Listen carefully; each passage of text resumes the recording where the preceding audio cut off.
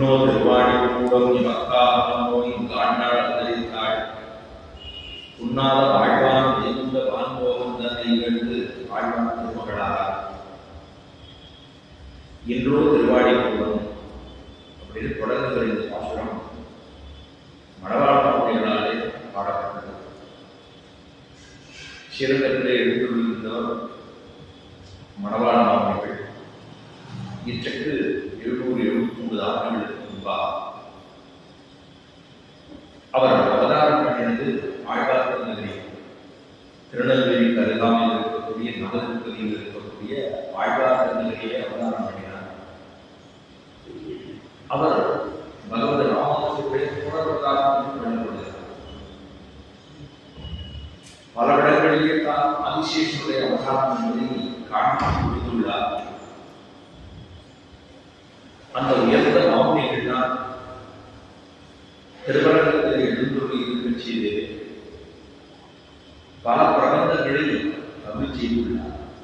தமிழ் பாசுரங்கள், ஆழ்வாருடைய பாசுரங்களுக்கு வியாக்கியானங்கள், அர்த்தங்கள், உரைகள் இதெல்லாம் எழுதியவர் சுவாமி மணவாள மாமுனிகள்.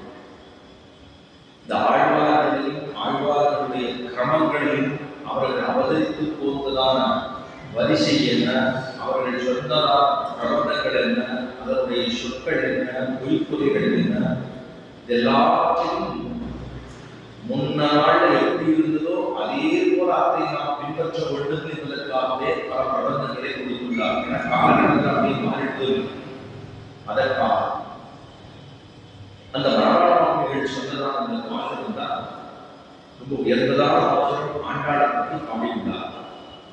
இன்றோ திருவாடி கூடம் அப்படின்னு பாடலாம். ஏன்னா ஆண்டாளுடைய திருச்செந்தம் திருவாடி கூடம்.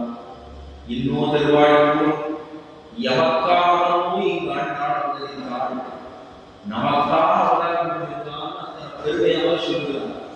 நமக்காக அவதாரம் பண்ணியிருக்காங்க. எதற்காக?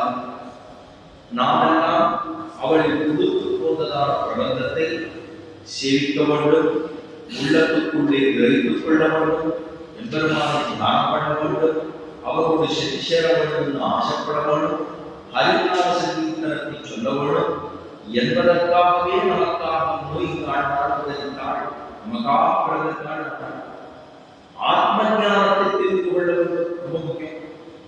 நம்ம தேகமே ஆத்மான்னு சொல்லி பிரமிக்காமல் தேகம் வேறு ஆத்மா வேறு, இந்த ஆத்மாவானது சூக்ஷ்மமானது, அந்த ஆத்மாவில் இருக்கக்கூடிய சக்தியோ அபரிமிதமானது. அந்த சக்தியிலே நாம் எம்பெருமானை பக்தி கொண்டு நாம் அவனை செத்துக்கிட்ட வேணுங்கிற ஆசையினாலே நாம் ஆத்ம ஞானம் கைகூடி இருக்கக்கூடியதான ஆண்டாள் சொன்ன மகன்களை நாம் அனுபவிக்க வேண்டும். அதற்காக எமக்காகவோ இங்காண்டாள் அவதரித்தார், நமக்காக அவதாரம். வைகுந்தமான போகன் தான் நெய்கெடுத்து வைகுந்தம் அப்படின்னு சொல்லப்படுகிற இடத்திலே கொஞ்சம் கூட அஞ்ஞானம் இல்லாமல், அஞ்ஞானம் என்பது ஒரு நாளும் கிடையாது. அஞ்ஞானம் என்பது ஞானக்குறைவு இல்லை. மயர்வர மதிநலம் அருளினன் அப்படின்னா மயர்வு அற என்றால் அஞ்ஞான அந்தகாரம் நீங்கும்படியாக. அதனால்தான் அஞ்ஞான அந்தகாரம் நீங்கும்படியாக நமக்கெல்லாம் ஞானக்குறைவு என்று ஏற்படும். ஆனால் ஆழ்வார்களை பொறுத்தவரையிலே அவர்களை சொல்லும் போது எதனை சொல்வார்? மயர்வர மதிநலம் அருளப் பெற்ற ஆழ்வார்கள் அப்படின்னு சொல்லுவார். மயர்வு அறன்னா அஞ்ஞான அந்தகாரம் நீங்கும்படியாக. மயர்வர மதிநலம் ரொம்ப உயர்ந்தமான விசேஷ ஞானத்தை பெற்றவர்கள் ஆழ்வார்கள். பகவான் மேலே இருக்கக்கூடிய பக்தியிலே செழைத்து மூழ்கி எப்படி ஒரு கடலிலே முத்து குளித்து முத்தெடுப்பார்களோ, ரொம்ப ஆழத்துக்கு போனதான அந்த முத்து கிடைக்கும். அதுபோல பக்தி என்னும் ஆழத்திலே மூழ்கி அதிலிருந்து ஞானத்தையும் சிரத்தையும் பெற்று அதிலே அறிவு பெற்று ஞான புத்தியினாலே பாடினவர்கள் தான் ஆழ்வார்கள். வைகுந்த வான்போகன் தன்னை இகழ்ந்து, வைகுந்தத்தில்தான் ஆண்டாள் பூமி பிராட்டியை இருக்கிறாள். ஆனா அங்க இருக்கக்கூடிய போகத்தை எல்லாம் விட்டு விட்டு அங்க இருந்தா எவ்வளவு ஆனந்தமா இருக்கும். ஆனா அதெல்லாம் விட்டுட்டு நமக்காக நோய் நமக்காக கீழறிந்து வந்தாள்.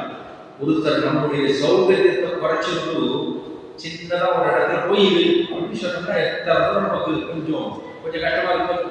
அவரவர்கள் இல்லத்தில் இருக்கிறது தெரியும். ஆனா தன்னுடைய சௌகரியத்தை குறைத்துக் கொண்டு ஒரு இடத்துல வந்து இருக்கணும் அப்படின்னு சொன்னா அவர்களுக்கு எத்தனை துக்கம் ஏற்படும். ஆண்டாள் அதையெல்லாம் மகிழ்ச்சியாக நம்போல்வார்கள் உஜ்ஜீவனம் செயல்படும் என்பதற்காக தானும் வைகுந்த வான்போக தன்னை இகழ்ந்து அதை தொடர்ந்து ஆழ்வார் திருமகளான ஆழ்வார் சொல்லப்படுகிற பெரியாழ்வாருடைய திருமகளா குமாரத்தியா தானும் அவதரித்திருந்தாள் அப்படிங்கிறதான் மணவாள மாமிகள் இந்த பாசுரத்தாலே தெரிவிக்கிறார். இன்னும் திருவாடிப்பூரம் எமக்காவனோ இங்கு ஆண்டாள் அவதரித்தாள் குன்றாத வாழ்வார் வைகுந்த வான்போகன் தன்னை இகழ்ந்து. குன்றாதது அப்படின்னு சொன்னா ஞானத்துக்கு ஒரு நாளும் குறைபாடு இருக்கக்கூடிய சரி. ஞாயிற்றுக்கிழமை ஞானம் நிறைய இருக்கும், இங்க கிழமை கொஞ்சம் சுமாரா போடும். செவ்வாயிலிருந்து ஆரம்பிச்சு வெள்ளி வரைக்கும் வியாழக்கிழமை வரைக்கும் கொஞ்சம் சுமாரா தான் இருக்கும். வெள்ளிக்கிழமை திருப்பவும் பத்தி கூடு போயிடும் அப்படிங்கிறதால. ஆனா குன்றாத வாழ்வான் வைகுந்தம்னா எப்பொழுதுமே ஞானத்துக்கு குறைபாடு இல்லாத இருக்கக்கூடிய ஒரு இடம்தான் ஸ்ரீ வைகுண்டம். அங்கே பசி என்பது கிடையாது, பிணி என்பது கிடையாது, தாகம் என்பது கிடையாது, மூப்பு என்பது கிடையாது, ஜரம் என்பது கிடையாது, மரணம் என்பது கிடையாது. நினைத்த மாத்திரத்திலேயே நினைத்த காரியங்களை செய்யக்கூடிய சக்தி பெற்றுக் விடுவோம் நாம் எல்லாம். நமக்கும் சக்தி சக்கராதிகள் உண்டு.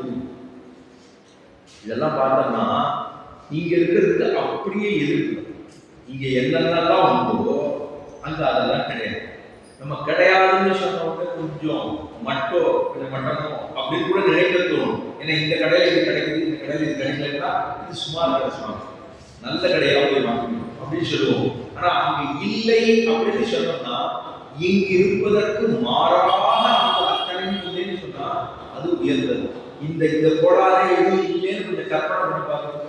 பசி இல்லைன்னு சொன்னா எத்தனை தூரம் நமக்கு பசிங்கிறது இல்லாமல் இருந்தால் நமக்கு எத்தனை தூரம் சௌகரியம். ஆறு முக்கியமா ஸ்திரீகளுக்கு ரொம்ப சௌகரியம். தலியே பண்ண மாட்டாங்க, தலியே பண்ண மாட்டா. ஆளுக்கு பர்த்தாவுக்கு பசிக்கவே போறது இல்லை. பசிக்கவே இல்லைன்னா அவன் ஒண்ணு தலியே பண்ண மாட்டான். அடுக்குள்ளே அடுக்களை என்பதே வேண்டாம். இப்பெல்லாம் கட்டடம் கட்டுற போதே அடுக்குள்ள ஒன்று கிடையவே கிடையாது. ஏன்னா அது வாஸ்து பிரகாரம் வேண்டாம்னு சொல்லிட்டா அப்படின்னு அடுக்கலையே இல்லாம கட்டுறாங்க. ஏன் அப்படின்னா முடியல வருது கிடைக்குது. அப்பா வண்டியில 2 சக்கர வண்டியில கொண்டு கொடுக்குறா, கொடுத்தா சுட கொண்டு கொடுக்குறா, எல்லாம் கொடுத்தா முடிஞ்சு காசு கொடுத்தா எல்லாம் கிடைக்கும் அப்படின்னு சொல்றாள். அப்படி அல்ல. எப்பொழுதுமாக தன்னை குன்றாத வாழ்வுன்னா ஞானத்துக்கு துளியும் குறைபாடு இல்லாத இருக்கக்கூடிய அவ்விடத்திலிருந்து நம்மை எல்லாம் உஜ்ஜீவிப்பதற்காக நம்மை அப்படின்னு சொல்லிட்டா நமக்கு எத்தனை ஒரு அட்டாச்மெண்ட். இந்த ஆண்டாள் பிறந்ததே நமக்காக சொல்றாளே பெரியவர்கள் சொன்னா இப்ப இந்த ஆண்டாள் நமக்கு எத்தனை பிரதிபத்தி ஏற்பட வேண்டும். அத்தனை தூரம் உயர்ந்தவைதான் ஆண்டாள். அவள் கொடுத்ததான பிரபந்தத்திலே திருப்பாவிலே 30 பாசுரங்கள். அந்த 30 பாசுரங்களும் நம்முடைய பாதகங்கள் நம்முடைய பாவங்களை எல்லாம் போக்கக்கூடியது. திருநாம சங்கீர்த்தனத்தை சொல்ல வந்தது. எம்பெருமானை எழுப்ப வேண்டும் என்று 5 லட்சம் குடி பெண்களையும் தயார்படுத்திக் கொண்டு பெருமானுடைய திருமாளிகைக்கு சென்று பெருமானை எழுப்பி அவனுக்கு நீ எப்பேற்பட்டவன் என்பதை உணர்த்தி எங்களுக்கு அனுகிரகம் பண்ண வேண்டாமா அப்படின்னு கேட்கக்கூடியதாகத்தான். கேட்ட பிற்பாடு எம்பெருமானும் அந்த அனுகிரகத்தை எல்லாம் கொடுத்து இவர்களுக்கு அனுகிரகம் பண்ணினதையும் சொல்லி போந்ததுதான் இந்த பிரபந்தமே 30 பாசுரங்கள். முதல் 5 பாசுரங்கள் எம்பெருமானை எழுப்புவதற்கு முன்பாக மார்கழிங்கிறது இதுக்காக நோன்பு நோக்கம். 2வது செய்ய வேண்டியவை செய்யத்தகாதது. 3வது பாவி நோன்புக்கு உண்டானதான பலத்தை சொன்னது. 4வது பாசுரத்தாலே பர்ஜன்ய தேவனும் தானும் கைகரியத்தில் ஈடுபட வேண்டும் என்று தன்னைத்தானே ஆண்டாளிடத்திலே சமர்ப்பித்துக் கொண்டு கையெழுத்திட்டு கொடுத்து போந்தது. 6வது பாசுரம் 5வது பாசுரத்தாலே இந்த பாசுரங்களை சொல்லுவதனாலே எம்பெருமானுடைய திருநாமங்களை சொல்லுவதனாலே தாமோதரன் திருநாமத்தை சொல்லுவதனாலே நம்முடைய பாவங்கள் எல்லாம் பகவத் ஞானம் பிறப்பதற்கு முன்பா பகவத் ஞானம் பிறந்த பிற்பாடு ஏற்படக்கூடிய பாவங்கள் நம்மையும் அறியாமல் செய்யக்கூடிய பாவங்கள் எல்லாம் தீயிலே இட்ட வெஞ்சூரில் உருவாங்கி போகும் அப்படின்னு சொன்னதுதான் 5வது. இப்ப 5 பாசுரம் எல்லாம் என்னன்னா, இந்த இதுக்கு மேல இருக்கக்கூடிய பாசுரங்களுக்கு எல்லாம் அவதாரிக்கா பாவனம் பீடிகா பாவம். பீடிகை ஒரு விஷயத்த ஒருத்தர் போய் சொல்லணும்னு வச்சுக்கோங்க, அவள்கிட்ட சொல்லணும்னா என்ன பண்ணுவோம், முதல்ல எடுத்தவரை இது போட்டு உடைச்சிடணும். அப்படியே ஆரம்பத்திலேயே கொஞ்சம் கொஞ்சமா அவளை அப்படி எப்படி ட்ரிகர் பண்ணணுமோ அப்படின்லாம் சொல்லிட்டே வந்து கடைசியில் தூக்கி போட்டு உடைச்சிடும். அந்த மாதிரி இந்த அவதாரிக பாவனம் பீடிகா பாவத்தை கொடுத்து இந்த பிரபந்தத்துக்கு என்ன வேணும் அப்படிங்கிறது சொல்லணும். இது யாரு சொல்லிக்கா, ஆண்டாள் சொல்லிக்கான்னு தெரியும். அதுபடி இந்த பிரபந்தத்தினால் ஏற்படக்கூடிய நன்மைகள் என்னங்கிறது புரியணும், நமக்கு என்ன பிரயோஜனத்தை கொடுக்க போகுதுன்னு புரியணும். அதெல்லாம் சொல்லி கொண்டு வந்து இப்பொழுது 10 வீட்டு பெண் குழந்தைகளை போய் போய் வீடு வீடா போய் எழுப்புறான். நம்மளுமே அவருக்கு வரதுக்கு முன்னாடி நாம் நேற்றையே பேசிட்டு இருக்கோம், சரி நான் நீங்க வந்து 2 பேருமா சேர்ந்து கொள்ளலாம் அப்படின்னு சொல்லுவோம். 2 பேருமா போனோம்னா வாகனத்துக்கு கொஞ்சம் சோழிவா இருக்கும், 2 பேரும் பேசிட்டே போகலாம். என்ன பேசினார், என்ன பேசினார், என்ன சொன்னார், என்ன ஏன் சொன்னார் அப்படின்னு பேசிட்டே போகலாம். ஒரு 2 பேருமா சேர்ந்து வந்துடும். அப்ப எல்லாரையும் கூட்டிட்டு வந்ததுதான் இந்த பிரபந்தத்தில் இருக்கக்கூடிய பெருமையை. அந்த பிரபந்தத்துக்கெல்லாம் எல்லாரையும் கூட்டிட்டு வந்து அப்படி பாடுறதுலாம் கிடையாது. இந்த ஒரு பிரபந்தத்துல தான் எல்லா பக்தர்களை ஒன்று சேர்க்க வேண்டும் அப்படிங்கிறது இவ்விடத்திலே நன்றாக அப்படிங்கிறது. ஆண்டாள் இந்த ஒரு வீட்டு பெண் குழந்தை முதல்ல ஒரு வீட்டு பெண் குழந்தை கிட்ட போறான். இந்த ஒரு 10 வீட்டு பெண் குழந்தைகளை எழுப்பினா என்ன அர்த்தம்னா 5 லட்சம் கோடி பெண்களையும் எழுப்பினதுக்கு உபலட்சணமாக சொல்லப்பட்டது. ஒரு ரூபாய் சொல்லுக்கு ஒரு சோறு வரணும், ஒரு பிரசாதத்துக்கு ஒரு அரிசி எடுத்து அப்படின்னு நம்ம சித்தி பார்த்தோம்னா அது தளிய ஆயிருக்கா வெந்திருக்கா இல்லையாங்கிறது தெரிஞ்சுக்கணும். அப்ப எல்லா பிரசாதமும் ஆயிருக்கா இல்லையா இருக்கணும். அந்த மாதிரி இந்த 10 வீட்டு பெண் குழந்தைகளை எழுப்பி 5 லட்சம் கோடி பெண்களையும் எழுப்புவதற்கு உபலட்சணமாக சொல்றா. முதல் வீட்டு பெண் குழந்தை. இந்த பெண் குழந்தையோட சுபாவம் என்னன்னா பகவத் அனுபவம், பெருமாளை பத்தினதான விஷயம், பகவானை பத்தினதான ஞானம், பாகவதர்களிடத்தில் எப்படி நடந்து கொள்ள வேண்டும் என்கிற ஒரு சிந்தனை, இதெல்லாம் இல்லாமல் இருக்கக்கூடிய ஒரு பெண் குழந்தை. இப்பதான் முதல்ல பக்தியில் பண்ணுவதற்கு வருகிறார். அப்படி புதியவளாக இருக்கக்கூடிய ஒரு பெண் பிள்ளையை எழுப்பின பாசுரம் தான் இன்றைய பாசுரம். அவளுக்கு என்ன பேர் கொடுக்கிறார்? பிள்ளாய் அப்படின்னு கூப்பிடுறார். பிள்ளாய் அப்படின்னு சொன்னா பிள்ளை அப்படின்னு நம்ம கூப்பிடுவோம். குழந்தை அப்படின்னு கூடுவோம். குழந்தை வீட்டிலே நமக்கு குழந்தை இருக்கும்போது குழந்தை மொத்த குழந்தை இருக்கா குழந்தை குழந்தை சொல்லிட்டே இருப்போம். அது 25 வயசு கல்யாணம் ஆகிடும் குழந்தைன்னு சொல்லியிருப்பான். அது வீட்டுல எல்லாம் வரும், நண்பர்கள்லாம் வருவா, தோழிகள்லாம் வந்தா இப்பவும் என்னையே இப்படி சொல்லிட்டு இருக்கா, எல்லாரும் முன்னாடியே எங்க குழந்தைன்னு சொல்றான், நான் என்ன குழந்தையா அப்படின்னு கேட்போம். அதுவே இருப்பாரு. ஒரு குழந்தை ஒரு பேர் சொல்லி கூப்பிடாம ஒரு பிரியமாக வாஞ்சையா அந்த குழந்தையை கூப்பிடுறோம் இல்லையோ, அது போலதான் இந்த பெண் பிள்ளையை பிள்ளாய் என அழைக்கிறாள். புள்ளும் சிலம்பினான் புள்ளகன் கோவிலில் வெள்ளை வெளிச்செங்கி பேரறவம் கேட்கிறதோ பிள்ளாய் எழுந்திராய் தேகுலை நெஞ்சுண்டு கட்டச்சக்கரம் கலப்பெய்யாரோச்சி வெள்ளத்தரவில் வந்த நித்திரை உள்ளத்துக்குண்டு முனிவர்களும் நொடிகளும் மெல்ல எழுந்து அறியந்த பேரறவம் உள்ளம் புகுந்து குளிர்ந்து ஏதோ ரொம்பாவாய். ஆச்சரியமான பாசனம். புள்ளும் சிலம்பினான் எல்லாரும் வந்துட்டான். இப்ப இந்த ஆண்டாள், அதாவது ஆண்டாள் நீங்க சொல்லக்கூடாது, இடைச்சி பாவனையில இருக்கா. முதல் பாசனம் தொடக்கமாக 29வது பாசனம் ஈராக அவளுக்கு அவள் எப்படி மாறாடி இருக்காங்க, ஒரு இடைச்சியாக நினைத்துக் கொண்டு பாவித்துக் கொண்டு பாவனா பிரகர்ஷத்துல தான் இந்த பாட்டெல்லாமே பாடியிருக்காங்க. அப்ப இடைச்சியாக நினைத்துக் கொண்டு இடைச்சியாக நினைச்சு விட்டாம போறது அந்த பாவனை நடவுட பாவனை எல்லாம் அதே மாதிரி இருக்கணும். இடை நடையும் இடை பேச்சும் முடை நாற்றமுமாய் மாறிவிட்டது. வியாக்கியாதாக்கள் பெரியவர்கள் எழுதி வச்சிருக்கா. இட நடையும் இட மொழியும் இடை பேச்சும்னா இடையர்களெல்லாம் எப்படி பேசுவாளோ அதை மாதிரி பேசாம பிராமண பெண்கள் அப்படி பேசுவாங்க பேசியிருக்கா. அப்ப இடை நடையும் இடை முடியும் அவர்களெல்லாம் எப்படி போடாது முடிச்சு போடுவாளோ அந்த மாதிரி முடிச்சு போகணும், ஆட்டம் பார்க்கணும், புண்ணாக்கு தேர்தல் வைக்கணும், கஞ்சி வைக்கணும், எல்லாம் வைக்கணும், வைக்கிற போடணும், புல் போடுறது, இதெல்லாம் போடணும்னா அது எப்போதான் முடி தூங்கிட்டே இருக்கிற கட்டமா இருக்கும். அதை எடுத்து ஒரு முடிச்சு அப்படி ஒரு சொல்லு போட்டு இழுத்து கொண்டு போகலாம். இடை நடையும் அப்படி உசிந்து நடக்கிறான். இட நடையும் இட முடியும் இடை பேச்சும் இடையர்களால் எப்படி இழுத்து பேசுவாளோ அந்த மாதிரி பேச ஆரம்பிக்கிறாளாம். அந்த அளவுக்கு பாவனைகளை குதித்து மாறிவிட்டால் தானும் தன் இடைச்சியா அப்படின்னு சொல்றா. அங்கதான் இந்த வீட்டு பெண்குழந்தைகளை போய் எல்லாருமா போய் ஏற்படுத்தி போறா. அங்க போய் கதவை தட்டா, எழுதுமா அப்படின்னு சொல்றா. அதுக்கு அவர் சொன்னா, விடிந்ததற்கு அடையாளம் என்ன அப்படின்னு கேள்வி. விடிஞ்சு குத்தி சொல்றீங்க, என்ன அடையாளம் அப்படின்னு. நாங்களாம் நடுவிசையில வரோம், விடிஞ்சாதான் வருவோம், எங்களுக்கு எல்லாம் தூக்க வராதா? நாங்களும் தூக்கத்தான் போறோம்.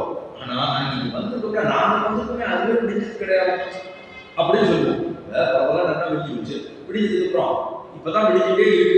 இப்பதான் பார்த்துட்டு சூரியன் போய் உதிக்கிறார், வந்துட்டார், இன்னொருத்தர் வர வந்துடுறோம், விடிஞ்சுட்டா அப்படின்னு கேட்கிறார். கேட்கறதே தப்புதான். விடிஞ்சுட்டாரு, ஆமாடா சூரியன் வந்துட்டாரு, அப்புறம் என்ன விடிஞ்சுதான் அப்படின்னு சொல்ல போறோம். இப்ப நாங்கெல்லாம் வந்துட்டோமே, அதுதான் விடிஞ்சது கிடையாது. இதெல்லாம் சரியாப்பட்ட நீங்க எப்படி வேணாலும் எழுதிட்டு வந்துக்கலாம், அதுல உண்மையான விஷயம் அப்படின்னு கேட்கிறா. புல்லும் சிலம்பினா பட்சிகள் எல்லாம் சத்தம் போட ஆரம்பிச்சு. புல் புல் அப்படின்னா பட்சி, புல்லுன்னா பறவை, பட்சி அப்படின்னு பார்த்தோம். இந்த புல் அப்படின்னு தமிழ்ல புல்லுன்னு சொன்னாங்க. அந்த சப்தம் எல்லாம் தெரியாமே இருக்கும். புல், இந்த மெல்லினம் அல்ல வல்லினம், புல் அப்படின்னு போறப்போ புல்லும் சிலம்பினா, சிலம்புனா சத்தம் வரும். மரத்திலிருந்து நிறைய சத்தம், விதவிதமான சப்தங்கள்லாம் கேட்கும். விடிகாத்தால எழுந்திருந்தா தான் கேட்கும். இல்லை நமக்கு நம்ம எழுந்து சூரியன்லாம் நம்ம எடுத்துட்டு நடுங்க நடு பக்கம் வந்ததுக்கு நம்ம எழுந்து தெரியாது.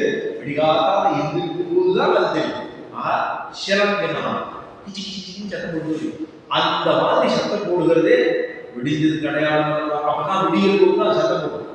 ஏன்னா அது இறை தேடுவதற்காக எல்லாம் கூடி கூடி கூடி கூடி பேசியிருக்கும். அது சத்தம் போடும்போது பார்த்தோம்னா இந்த வால் இப்படி இங்கேருந்து ஆவாஜ் வந்து இப்படி சத்தம் வந்ததுன்னா கிச்சு கிச்சுன்னா அந்த வால் அந்த சத்தம் கூட ஆடும், வால் ஆடும். இப்ப புல்லும் சிலம்புனா பட்சிகள் எல்லாம் சத்தம் போட ஆரம்பித்து விட்டதே எது அப்படின்னு சொன்னா, அது புல்லு சிலம்பினதான் சொல்ல முடியுமா? அது நீங்க ஏதாவது தொந்தரவு பண்ணா கூட அது சொல்லணும். அதனால அதெல்லாம் காரணம் இல்லை, வேற ஏதாவது சொல்லணும். அடுத்ததுன்னா புல்லறையன் கோவிலில் வெள்ளவடி செய்தி பேரவம் கேட்டதையோ. புல்லறையன் கோவிலில் அப்படின்னு சொன்னாங்க. புல் அறையன், இதே புல் முதல்ல ஒரு புல், இப்போ ஒரு புல். முதல்ல புல்லுன்னு சொன்னது சாதாரண இருக்கமா இருக்கக்கூடிய பட்சி. இப்ப புல் அறையன் அப்படின்னு சொன்னா கருடன் எழுந்தவர்கள் இருக்கக்கூடிய சந்தி அர்த்தம். கருடன் எங்கப்பா? பெருமாள் கோவில். ஏன்னா முதல்ல போனவுடனே துவஜஸ்தம்பம், துவஜஸ்தம்பம் முடிஞ்ச உடனே கருடாழ்வாருடைய சந்தி தான் முதல்ல இருக்கும். ஏன்னா அவருக்கு என்ன பெருமா பேரு? வேதத்தையே ரட்சித்து கொடுக்கக்கூடியவர், வேதாத்மான அவருக்கு பேரு. வேதாத்மா விககேஸ்வரோ யவனிகா மாயா ஜெகன்மோகினி சொல்கிறார் பாடமகாரனுடைய சதுஷ்லோகிங்கிற ஒரு பிரபந்தத்திலே.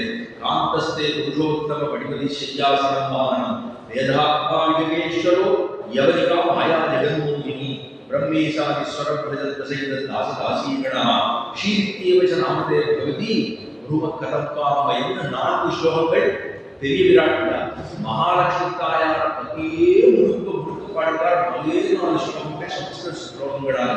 அதிலே வேதாத்மா என்று கருடருக்கு பேர். அங்க சொல்றார் புல் அறையன் கோவில். புல்லறையன் கோவில் அப்படின்னா புல் பட்சிகளுக்கு ராஜாவாக இருக்கக்கூடிய கருடாழ்வான் எழுந்தருள் இருக்கக்கூடிய கோவிலில். அந்த கோவிலே கோயில் அப்படின்னா போனா ராஜா, போன ராஜா அவர் யாரு? நாடக ராஜா, உலகத்தே ராஜா. அந்த கோயில் அந்த உலகத்துக்கே ராஜாவாக இருக்கக்கூடியவருடைய இல்லம் கோயில். அதான் கோவில் அப்படின்னு சொல்றோம். அந்த கோவிலில் வெள்ளை வெளிச்சின் பேரவன் கேட்டதையோ. அந்த கோவில பெருமாள் கோவில வெள்ளையா சங்கம்னு சொன்னாலே, சங்குன்னு சொன்னாலே விளையாடும், மஞ்சளாக இருக்குது, விளையாதான் ஆகும். அதுக்கு என்ன தனியாக பேர் சொல்றாங்கன்னா அந்த சங்கத்துக்கு இருக்கக்கூடிய முக்கியத்துவம், அதுக்கு இருக்கக்கூடிய பெருமையை சொல்றா. புல்லறையன் கோவில் சரி கிட்டாவதாரத்தின் போது பெருமாள் கோயில் இருந்ததோ சந்தேகம் இருந்தது. புல்லறையன் கோவில் சொல்றேன், கருடாழ்வார் இருக்கக்கூடிய கோவில் சொல்றேன். அப்ப கிருஷ்ணாவதாரத்தில் பெருமாள் கோயில் இருந்தா, கண்ணனே இருக்காரு, அப்புறம் அவதாரம் கோயில் இருந்தாருன்னா ராமாவதாரத்திலே இருந்து அதான் சொல்றான். ராமாவதாரத்திலே அதாவது ராமனுக்கு பட்டாபிஷேகம் நம்மளெல்லாம் குடிச்சுட்டா எல்லாரும் சித்தமா இருக்கான். பட்டாபிஷேகம் நடக்கும், அதுதான் நடக்காம போடுறது நமக்கு தெரிஞ்சுச்சு. நடக்கலை அப்படின்னு தெரிஞ்சுச்சு. கைகை என்ன கொண்டு வந்தா உன்னியுடைய வாரத்தை மற்ற மாநிலத்துக்கு போயிடுறீங்கன்னா கைகை போய் சொல்லிட்டா ராமனுக்கு பட்டாபிஷேகமாமே அப்படின்னு கேட்கறாங்க. திரிவுறா திரிவுட்டு ராமனுக்கு கட்டாட்சம் ஆமா ஏன் பிள்ளைக்கா மட்டா விஜயங்கிற ஆகணும் அன்னி தேதியில வைகேயானவள் ராமனை தன்னுடைய பிள்ளை என்றுதான் கொண்டாள். அன்று தேதி வரையிலுமே பட்டாபிஷேக தினத்தன்று கூட அம்மா என் பிள்ளை தான் பட்டாபிஷேகம் அப்படின்னா ஓம் பிள்ளை ஆறு ஓம் பிள்ளை இல்லை கௌசல்யோட என் பிள்ளை தான் என்னோட பிள்ளை தான் நினைச்சிருக்கீங்க அப்படின்னு நீ அவனுக்கு பட்டம் வந்திருக்குன்னா நீ ஓரமா போக வேண்டியதான். இப்ப சொல்லிட்டு வந்துட்டேன் அப்புறம் நீ உன்னை ஏவலாலையும் வச்சுடுவா அப்படின்னு சொல்லி நன்னா திரிவிட்டு போய் வர வேண்டுதான். இப்படி நன்னா இருந்தவரைத்தான் திரிவிட்டா. கலக்கிய மரத்தனால் கைகேயி வரம் கேட்க கலக்கிறா. இந்த லோகத்தில் இருக்கிறவா நம்மளை நன்னா கலக்கிடுவாள். இங்க இருக்கக்கூடியவர்களுக்கு கலக்குகிற மனம் உண்டு. ஆனா அங்க சிவை கூட்டம்னு சொன்னா கலக்குவாரும் இல்லை கலங்குவாரும் இல்லை. அங்கே அதுக்கு பேர் என்ன தெரியுமா? சிவன்றது மற்றொரு பேர் உண்டு. கலங்கா பெருநகரம். ஆழ்வார்கள் பாசனத்தில் கலங்கா பெருநகர்னா இங்க இருக்கக்கூடியவர்கள் நம்மை நல்லா கலக்கவும் முடியும், நாம் கலங்கவும் முடியும். ஆனா அங்க இருக்கக்கூடிய இடத்திலோ கலக்கவும் ஆடில்லை கலங்கவும் ஆடில்லை. அவ்வளவு உயர்ந்த இடம். கலக்கி விட்டா அதுக்கப்புறம் கேட்டான். கேட்ட பிறகு இதுக்கப்புறம் தான் என்ன நடந்தது? இப்போ வசிஷ்டர் ராமனிடத்துல ராமா பட்டாபிஷேகம் அந்த மாதிரி நடக்கிறோம், போய் உன்னுடைய புலப்பெருமாள் ரங்கநாத பெருமாள் அவருக்கு அப்ப ரங்கநாதன் பேரு நாராயணன் அந்த பெருமாள் சேர பெருமாளுக்கு ராமாவதார காலத்தின் போது அவருக்கு நாராயணன் ஜெகநாதன் அப்படிங்கிற பேர் தான் அவருக்கு உண்டு.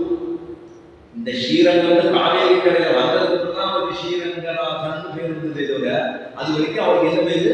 நாராயணன் ஜெகநாதன். வால்மீகி ராமாயணத்துல ஸ்லோகமே உண்டு.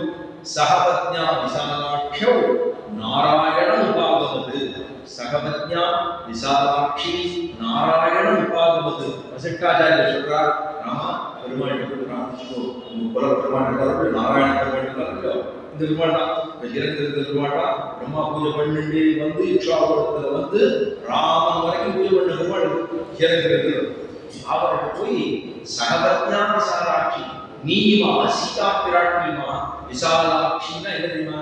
பொதுவா சொல்லுவோம் காசி விசாலாட்சின்னு சொல்லுவோம். விசாலாட்சின்னு ராமாயணத்துல வால்மீகி பகவான் சீதா பிராட்டிதா. அப்படி விசாலாட்சினா விசாலமான கண்களை படைத்தவள். விஷா அக்ஷி விசாலமான அக்ஷம் சொல்லப்படுகிற கண்களை படைத்தவள் விசாலாட்சி. சகபத்யா விசாலாட்சி நாராயண உபாகமது. நாராயணனை போய் சேவி பிரார்த்தித்துக்கொள் அப்படின்னு அங்க கேட்டுக்காரோ.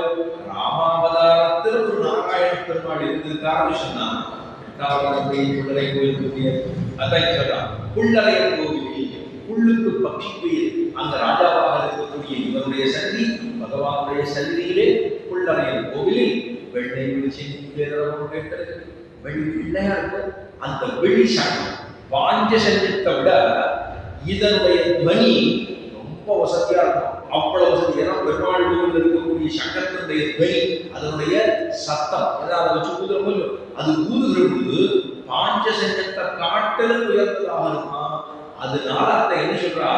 வெள்ளை வெளிச்செந்தி புள்ளரையின் கோவிலில் வெள்ளை வெளிச்செந்தி பேரவம் கேட்டது. அதனுடைய துவனி உனக்கு கேட்கலையா? முதல் அடையாளம் என்ன சொன்னா? விடிஞ்சதுக்கு ஏந்திருக்கான்.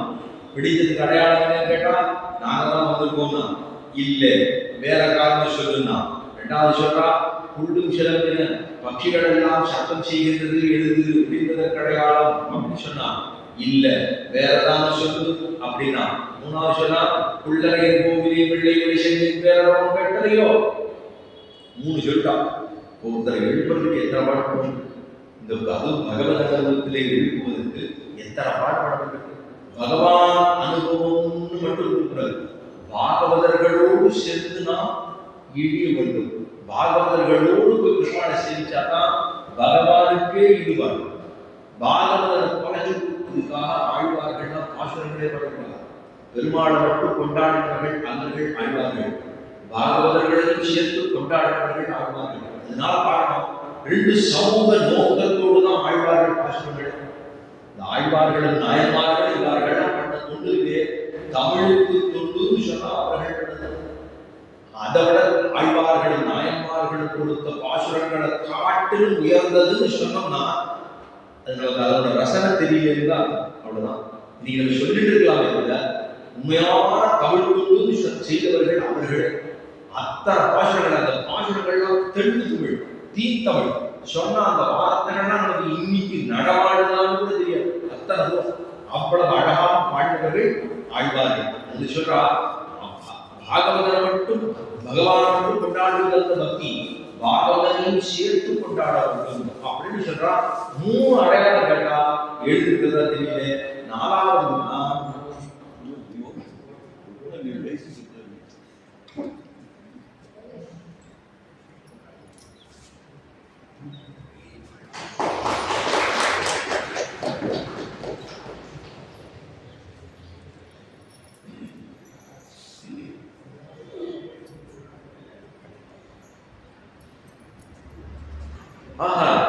இப்ப 3 அடையாளங்கள் சொன்னதுக்காக இப்பதான் திரும்பி எழுதுமா அப்படின்னு சொன்னா எழுதுக்கவே இல்லை.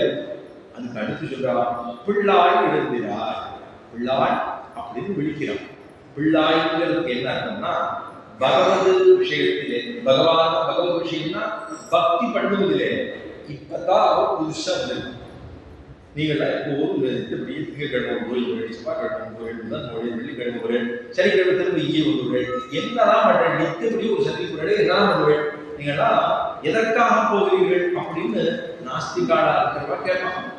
அவளுக்கு வாழ்க்கையில் சில கட்டங்கள்லாம் வந்து, துக்கங்கள்லாம் வந்து எத்தனையோ பேரை பார்க்கணும். நம்மளும் நம்மளுடைய வாழ்வில் எத்தனையோ பேரை பார்த்துருப்போம். அதாவது பிரசித்தமாக இருக்கக்கூடிய பிரமுகர்கள் பல பேரை நம்மளும் பார்த்துருப்போம். அவர்கள்லாம் இருந்துட்டு எப்படியோ இருந்துட்டு அதுக்கப்புறம் பக்திமானாக மாறி நிறைய புஸ்தகங்கள்லாம் எழுதினாங்க படிக்கணும். அவ்வளவு தூரம் இருக்கு. ஆஹா, பேரே கூட மாற்றி சொல்லிட்டான். அப்படி கூட இருக்கு. அப்ப அத்தனை தூரம் இருக்கக்கூடியவர்கள் புதுசா தான் வந்திருக்கா பக்தியிலே. அவளுக்கு புதிவளாக இருக்கக்கூடிய ஒரு பெண் பிள்ளையை பார்த்து பிள்ளாய் எழுந்திராய், நீ எந்திருமா அப்படின்னா இப்பதான் ஒரு முக்கியமான விஷயத்தை சொல்றான். பகவத் விஷயத்துல மாத்திரம் இருந்திருந்தால் அவர்களை பக்தர்கள் ஏற்றுக்கொள்ள முடியாது. பகவான போய் சேவிக்கணும்னா பாகவதர்களோடு போய் சேவிக்கணும். நிறைய பக்தர்களை கூட்டிட்டு போகணும். இப்ப யாத்திரை போனா தனியா போகிறது எதுக்காக? பகவானுக்கு அதுவே இட்டு பதில். என்னை வந்து பார்க்க தனியா ஒரு ஆளுக்குள்ளே கூட்டமே இருக்கக்கூடாது. தனியா நான் கூட்டு போய் சேர்க்கணும்னா அப்படிலாம் சேவிச்சா அதை ரசிக்கவே ரசிக்கணும். 4 பேர் இடிக்கணும், 4 பேருக்கு சட்டம் போடணும், அப்புறம் நீங்களே போய் செய்யக்கூட அப்படின்னு சொல்லணும், அவர்களை முன்னாடி நம்ம செய்யணும். இதெல்லாம் செய்கிற பொழுதுதான் அந்த இடத்துல பகவான் வந்துடுறார். எனக்காகத்தானே வாழ்க்கை இடிக்கிறான், இடிச்சுக்கிறான், மோதிக்கிறான், எல்லாம் பண்றான், எனக்காக பண்றாரு. அப்ப நம்மளே அங்க உள்ள போயிடும் அப்படின்னு பெருமாள் அந்த இடத்துல உதவுவார். ஆஹா, பிள்ளாய் எழுந்துறாய்னா ஒரு பக்கமாக இருக்கக்கூடாது. அன்பு என்பது ஒரு பக்கமா இருந்ததுன்னா சரியாது. பகவானிடத்துல மாத்திரம் அன்புன்னு சொன்னா அது ஒரு பக்கமாக இருக்கக்கூடிய காதல், ஒரு பக்கமாக இருக்கக்கூடிய அன்பு, ஒரு பக்கமாக இருக்கக்கூடிய காதல், பிரீதி, இதெல்லாம் ஒத்த பக்கமா போடும். ஒத்த பக்கமா இருந்தா நல்லாவே இல்லை. 2 பக்கமும் இருக்கணும். அங்கிருந்து இங்கு வர வேண்டும். பகவானிடத்திலிருந்து நமக்கு அன்பு வருது, அதுல ஒன்றும் பரவாயில்லை. ஆனா பகவானிடத்துல மாத்திரம் அன்பு இருந்தால் அது பிரயோஜனம் அல்ல. பரம பாகவதர்களிடத்திலும் சேர்ந்து அந்த அன்பு. அதனால்தான் பக்தனை ஒரு பகவானை போல பாருன்னு சொல்றான். பக்தனையே ஒரு பகவானை போல பாரு அப்படின்னு தான் அந்த சம்பிரதாய சனாதன தர்மத்தில் எல்லா இடங்களிலும் அப்படிதான் சொல்லுது. ஒரு பரம பாகவதராக இருந்தால் அவனை என்ன மாதிரி நீ பூஷணம் பண்ணுவதற்கு நீ தயாரா? முதல்ல அதை தெரிஞ்சு. இதுக்காக ஆழ்வார்கள் பாசுரங்கள் நிறைய பாடுகிறார். திருமாலையில தொண்டரடி ஆழ்வார் பாடுகிறார். தொண்டரடி குடியாழ்வார் அவர் பேரே தெரியுமா? விப்ர நாராயணன் அவருக்கு திருநாமம். விப்ர நாராயணர் சோழ நாட்டிலே அந்த இடத்துல, அதாவது மண்டங்குடி, திருமண்டங்குடிங்கிற திவ்ய கஷேத்திரத்துல சுவாமி மலைன்னு சொன்ன எல்லாத்துலயும் சுவாமி மலைக்கு அருகாமையில் இருக்கக்கூடியதான் திருமண்டங்குடி. அங்கதான் அவதாரம் பண்ணா தொண்டரடி குடியாழ்வார். அந்த தொண்டரடி குடியாழ்வார் தன்னுடைய பேர் விப்ர நாராயணன் சொல்லவே இல்லை. அவர் என்ன சொல்றார் பாசுரத்துல? தொண்டரடி குடி அப்படின்னா, தொண்டர் அடிக்குடினா அடியவருக்கு என்னை ஆட்படுத்தாய், அடியவர்களுக்கு என்னை ஆட்படுத்துன்னு சொல்லி கடைசியில் முடிகிறார். அவர் தொண்டர் அடி கொடி அப்படின்னா ஒரு தொண்டர் இருக்கிறார். அந்த தொண்டர் நின்றாக்க அவருக்கு அவர் காலுக்கு கீழே மண் இருக்கும். அந்த மண்ணு, அந்த மண்ணுக்கு கீழே மண் கொடி இருக்கும். அந்த மண்ணு கொடியில் துகள்கள் நிறைய துகள் சேர்ந்தாதான் நமக்கு ஒரு கொடியாது. அந்த மண் துகளுக்குள்ள நம்ம ஒரு கொடிய ஒரு துகளா இருக்கணும்னு பிரார்த்திக்கிறார் தொடர்புடையார். அப்படின்னா பெருமானை இந்த பெருமானை சொல்லித்தார். இந்த பெருமானை சொல்லி தொண்டரடி கொடி சொல்கிறே இது எலும் எதிராக்கியவாறு தொண்டரடி கொடி என்னும் அடியனை அடியன் என்று அருளார் உன் அடியாருக்கு ஆட்படுத்தாய். உன்னுடைய அடியவனுக்கு ஆட்படுத்தணும், பகவானுக்கு ஆட்படுத்தணும்னு சொல்லல, அடியவனுக்கு ஆட்படுத்தாய் பள்ளி எழுந்தாயில் கடைசியில் முடிக்கிறார் தொடரடிப்படியாழ்வார் தன்னுடைய திருப்பள்ளி எழுச்சியிலே. அப்படி பார்த்தோம்னா பகவானிடத்தில் அன்புங்கிறது இருக்க வேண்டும். அதே போல பரம பாகவதர்களிடத்தில் அன்பு இருக்க வேண்டும். அப்பதான் அது இருவழி பக்தின்னு சொல்றான். ரெண்டு வழி பக்தி இல்லைன்னா ஒரு வழி பக்தி தான். பெருமாள் பிடிச்சுமா அப்படின்னு சொன்னா கொஞ்சம் சுமாராக தான் நீங்க என்ன பண்ணுறாங்க பாகவதர் நம்மளை பற்றியாகும் அப்படின்னு பெருமாளுக்கு கொஞ்சம் சுணக்கமாக தான் இருக்கும். காரியத்தை பண்றதுல நம்ம சொன்ன மாதிரி பண்ணோம்னா ஒரே ஆனந்தமாக இருக்கும், ரெட்ட சந்தோஷம் இருக்கும். நம்ம சொல்றது மாதிரி பண்ணலை ஆனால் பண்ணிட்டோம் அப்படின்னு சொன்னோம்னா நம்ம பிள்ளையோ போனோம் படிக்கிறதுன்னு சொன்னோம், நம்ம நினைச்சதை படிச்சுட்டோம் ஒரே ஆனந்தமாக இருக்கும். ஆனால் நம்ம சொல்லாத படிச்சுட்டு படித்தாலும் முழுக்க நல்லா நல்லா சம்பாதிச்சுட்டா அப்புறம் நம்ம சொல்லுவோம் அப்படியா நான் தான் சொன்னேன் அப்படின்னு நம்மளும் சேர்ந்து அதோட அப்புறம் அது போலன்னா ஒரு வழியா ஆஹா பிள்ளா எழுந்தினாள். அதுதான் பகவத் பக்தியிலே புதுசாக இருக்கக்கூடிய பிள்ளையை பகவானிடத்தில் பக்தி பாகவதரிடத்தில் பக்தியோடு சேர்ந்து இருக்க வேண்டும் என்று சொன்னால் பிள்ளா எழுந்தினாள். மேலே சொல்றார் பேய்முலை நெஞ்சுண்டு கட்டச்சக்கரவர்காரர்கள் இயக்காது உச்சி. பிள்ளா எழுந்தினாள் பேய்முலை நெஞ்சுண்டு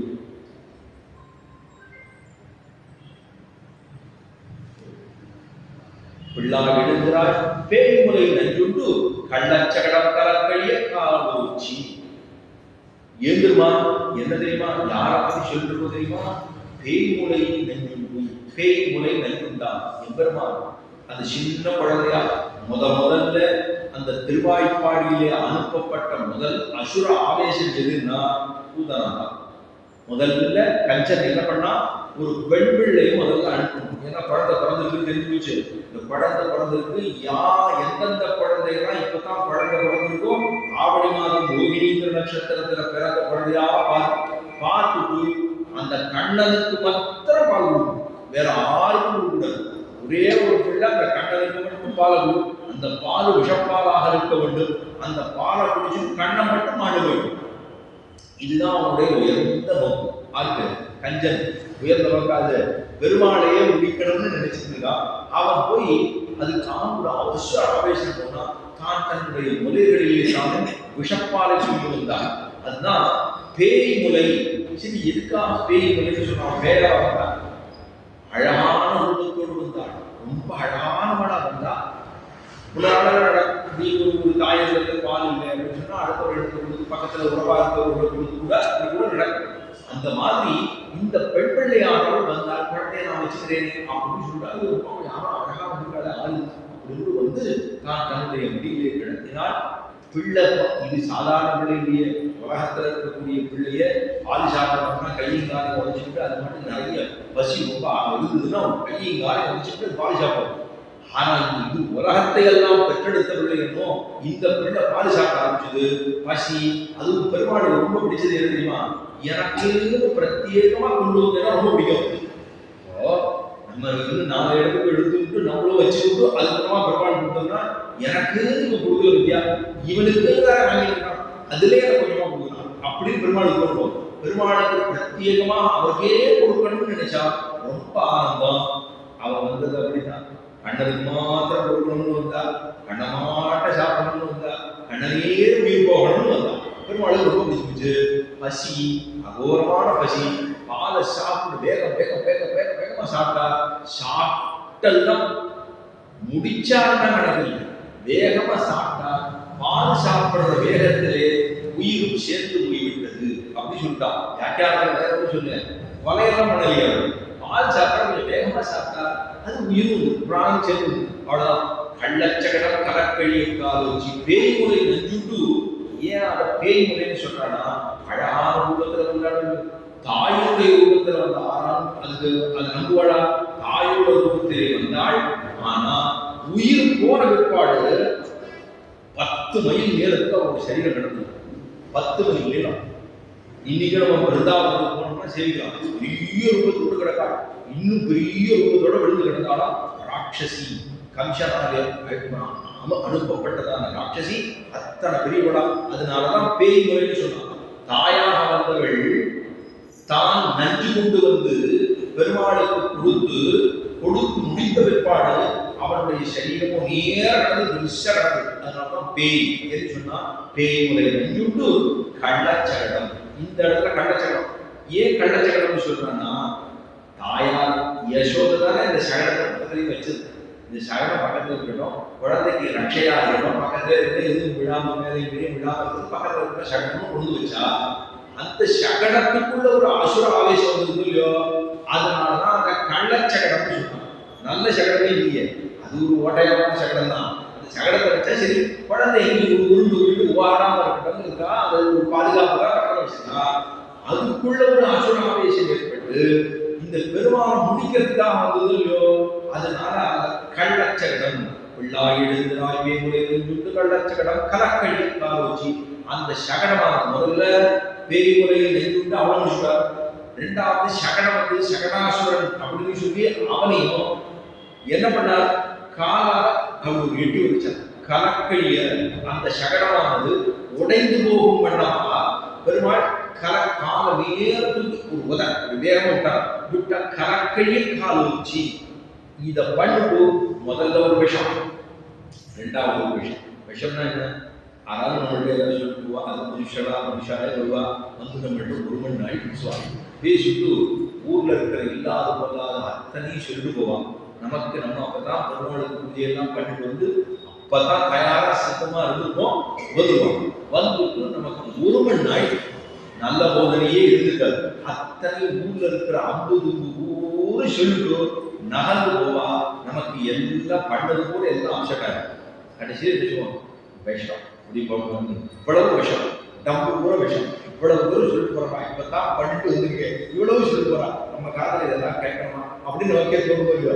இப்ப இது ரெண்டும் பெருமாள் இருந்தா முதல்ல வந்தது பேய்முறை, ரெண்டாவது கள்ளச்சகடம். முதல்ல பேய் மொழி, அப்புறம் கள்ளச்சகடம். இது ரெண்டுமே விஷம் ஆச்சா. ரெண்டுமே விஷம், ரெண்டு பேரையும் முடிச்சிருக்கா. முடிச்ச உடனே விஷத்துக்கு விஷம் எது முடிவு, விஷத்துக்கு விஷம் தான் முடிவு. அதனால என்ன பண்ணா ஆதிசேஷ பரியத்துக்கு கொடுத்துருக்கோம். ஏன்னா அது ஒரு விஷம். ஆதிசேஷன் சொல்லப்படுகிறதால திருவனந்தாழ்வான் இருக்காரு, அந்த விஷத்துக்கு விஷம் தான் முடிவு.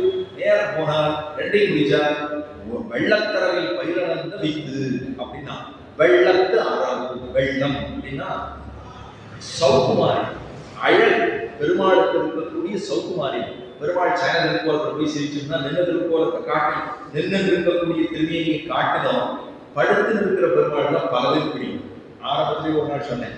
ஆஹா, அந்த வெள்ளத்து அரவிலே ஆதிசேஷ பத்தியத்திலே எம்பெருமா வெள்ளம் சௌகுமாரத்தோடு அழகோடு பெருமாள் வெள்ளத்து அரவு. அரவுனா திருவனந்தாழ்வா, அரவுனா பாம்பு. அரவம் அப்படிங்கிறது நம்மளாம் இங்கிருந்து ஆந்திர பிரதேசம் போனவங்களாம் அரவம், தமிழ்நாட்டிலேருந்து போனவங்கள அரவங்காரம் அப்படிமா. அதே போல இங்கிருந்து நம்ம கேரளா போனோம்னா அவன் வேற விதமா சொல்லுவான், பட்டமார்கள் அப்படிமா, அந்த மாதிரி சொல்லுவான். அவன் இங்க இருந்தா நம்ம ஒரு பேர் சொல்லுவோம், இப்போ ஒருத்தருக்கு ஒரு பேர் சொல்றது. அந்தந்த தேசத்திலே வந்துக்காக ஒரு வித்தியாசம். இப்போ அரவம் என்றால் பாம்பு. திருவனந்தாழ்வான்மாலே போய் பெருமாள் சேர்ந்துட்டார். அது எப்படி இருக்கு, குளிர்ச்சியா ஒரு மெத்தன பஞ்சசேனத்தை போது. பஞ்சசேனம்னா 5 விதமானது. ஒண்ணு குளிர்ச்சியா இருக்கணும், நறுமணத்தோடு இருக்கணும், பரிமளத்தோடு இருக்கணும், அழகா இருக்கணும், நல்ல தூய்மையா இருக்கணும். இதெல்லாம் சேர்ந்ததுதான் பஞ்சசேனம் அப்படிங்கிறோம். அது ஆதிசேஷன் பார்த்தோம்னா அத்தனை அழகா இருக்கு.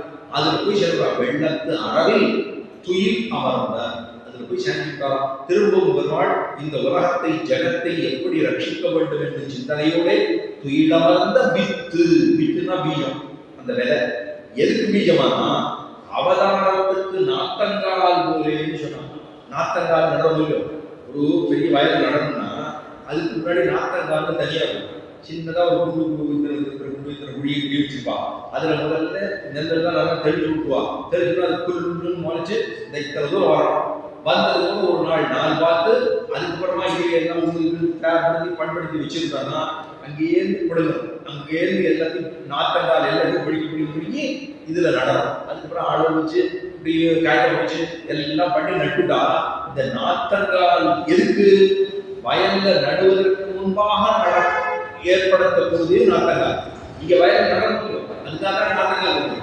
அது மாதிரி அவதாரம் பண்ணுவதற்கு முன்பாக தான் எடுத்ததான அவதாரம் தான் திருப்பார்கடலில் எம்பெருமான் பள்ளி கொண்டிருக்கக்கூடிய அரவு அணை அப்படின்னு சொன்னா அவதாரங்களுக்கு நாட்டங்காலாக இருக்கக்கூடிய வித்து, இந்த உலகத்தை சுத்தி பண்ணக்கூடிய ஜெகது ரட்சண சிந்தனையாக இருக்கக்கூடிய வெள்ளத்தரவி நீலவந்த வித்தினை இப்ப என்ன பண்ணலாம்? உள்ளத்துக்குள்ள அப்படியே மனதுக்குள்ள பெருமாளை தியானம் பண்ண வேண்டும், யோகாபியாசம் பண்ண வேண்டும் சொல்றாரு. பெருமாளை தான் நினைச்சுக்கணும். அவரவர்களுக்கு எந்த பெருமாள் அப்படிமோ அந்த பெருமாள். அதனால பெருமாள் அவருக்கு திருவாரூரை நினைச்சுட்டா அதனால ரங்கநாதர் கோச்சு விடுவார் அப்படின்லாம் ஒரு நாள் கிடையாது. ரங்கநாதனும் ஆரம்பப்படக்கூடாது, திருவேங்கடையாலும் ஆரம்பப்படக்கூடாது. எல்லா பெருமாளும் பெருமாள் தான். பெருமாள் நினைக்கிறமே இல்லை. இவர் இதனால பண்ணிருக்கார், இவர் கல்லுனால பண்ணப்பட்டிருக்கார், இவர் செப்பனால பண்ணப்பட்டிருக்கார், இவர் வெள்ளியால் இருக்கா, இது வசதி இது தாட்சி அப்படின்னு பேசவே கூடாது. பகவான் எந்த திருமேனியாலே செய்யப்பட்டான் என்பதை ஒரு நாள் அவர் பிரஸ்தாபமே பண்ணப்பட்டது. அது ரொம்ப தவறான விஷயம். சாஸ்திரங்களிலே சொல்லப்பட்டது அது செய்தல் கூடாது. பகவான் எப்ப சந்திக்குள்ள அதை பிரதிஷ்டாபனம் பண்ணி கும்பாபிஷேகம் ஆயிடுத்தோ அவன் பகவான், அவ்வளவுதான். அதுக்கு பூஜைகள்லாம் பண்ணப்பட்டிருக்கோ அபிகமனம், உபாதானம், வித்யா, சுவாத்தியாயம், யோகம் அப்படின்னு 5 காலம். அபிகமனம்னா விடிகாத்தால இருக்கக்கூடியது 3:45 இருந்து விடிகாத்தால 5:30 மணி வரைக்கும் அபிகமனம். ரெண்டாவது அவங்க இருந்து காலமுறை கிரியைகள்லாம் முடிச்சு தீர்த்தமானது எல்லாம் பண்ணி தயாரா இருக்குது அபிகமனம். உபாதானம் பெருமாளுக்கு புஷ்பம், திருத்துழா, மாலைகள், தொடுப்பது, வஸ்திரங்கள் இதெல்லாம் தயார் பண்ணி சாமக்கிரியைகள் எல்லாம் தயார் பண்ணி வைத்துக் கொள்ளக்கூடிய நேரம் உபாதானம். அதுக்கப்புறம் ஈஜ்யா அப்படின்னா பூஜை பண்ணக்கூடிய நேரத்துக்கு ஈஜ்யான்னு பேர். அதுக்கப்புறம் பார்த்தோம்னா அபியாசம், வித்தை பண்ணணும். என்னென்ன தெரிஞ்சுக்கணும், எது பண்ணணும் அப்படிங்கிறது வித்தை பாடங்கள், பூஜா பாடங்கள், வேதங்கள், பிரபந்தங்கள் இதெல்லாம் சேர்க்கக்கூடிய வித்யா. 4வது அபிகமனம், உபாதானம், வித்யா, சுவாத்தியாயம் வரைக்கும் பார்த்துட்டேன் சொல்லிட்டேன். அதுக்கப்புறம் யோகம்னா இதெல்லாம் முடிஞ்ச பிற்பாடு நமக்கு கொஞ்சம் கண்ணு அசத்தில் வந்ததுன்னா அதுக்கப்புறம் பகவானை நினைத்துக் கொண்டே போய் சாய்த்துக் கொள்ளக்கூடிய நேரத்துக்கு யோகம். இதெல்லாம் நினைச்சுக்கிட்டு நம்ம பகவானை நினைத்துக் கொண்டு படுத்துக் கொள்ள வேண்டும். வேற எத்தையோ இந்த 1/2 மணிக்கு போடுறவனை தொலைக்காட்சியில அத்த பாடம் படுத்தோம்னா ராத்திரி புலி துரத்துற மாதிரி தான் கனவு. நம்ம அது பண்ணக்கூடாது. 1/2 மணிக்கு ஒண்ணு போட்டுறான், போட்டா ராத்திரி 11 மணி வரைக்கும் ஓடுது. அதை பார்த்தோம்னா நமக்கு நல்ல எண்ணங்களே வரப்போகுது. அவன் எதையோ ஒன்று போடுறான், கடைசியில் அந்த டைம் பாஸ்ன்னு சொன்னோம்னா டைம் பாஸ் இல்லை, இந்த ஆத்மாவே வேஸ்டப்படும். அது பண்ணவே கூடாது, ரொம்ப தவறு. நம்ம எல்லாரையும் சிதற வைத்து இதெல்லாம் பண்ணிட்டு இருக்காளேன்னா இது நேரத்தை பொழுதுபோக்குவதற்கு எத்தனையோ ஒரு நாள் 24 மணி நேரத்துக்கு மேல கூட ஒழுங்கு இதெல்லாம் செய்வதற்கு நாடியே கிடையாது. ஆனா நம்ம அத்தை பாட்டுன்றது நம்முடைய அதுல நல்லது ஏதாவது போடுறோம். இன்னாரை இப்படி கெடுக்கலாம், இன்னாரை இவ்வாழ கெடுக்கலாம், அவளை இப்படி கெடுக்கலாம், இந்த வீட்டுல இங்கே கெடுக்கலாம். கொலை பண்ற அளவு கூட அதுல பெண்களே போற மாதிரி வேற சித்தரிக்கலாம். அதுதான் அவங்க கேவலமா இருக்கும். அவ்வளவு தூரம் பண்ணி அத்தை போய் நாம் பார்த்தோம் என்று சொன்னால் இதை எங்கே போய் சொல்வது, எங்கே போய் முட்டிக்கொள்வது நமக்கு தெரியல.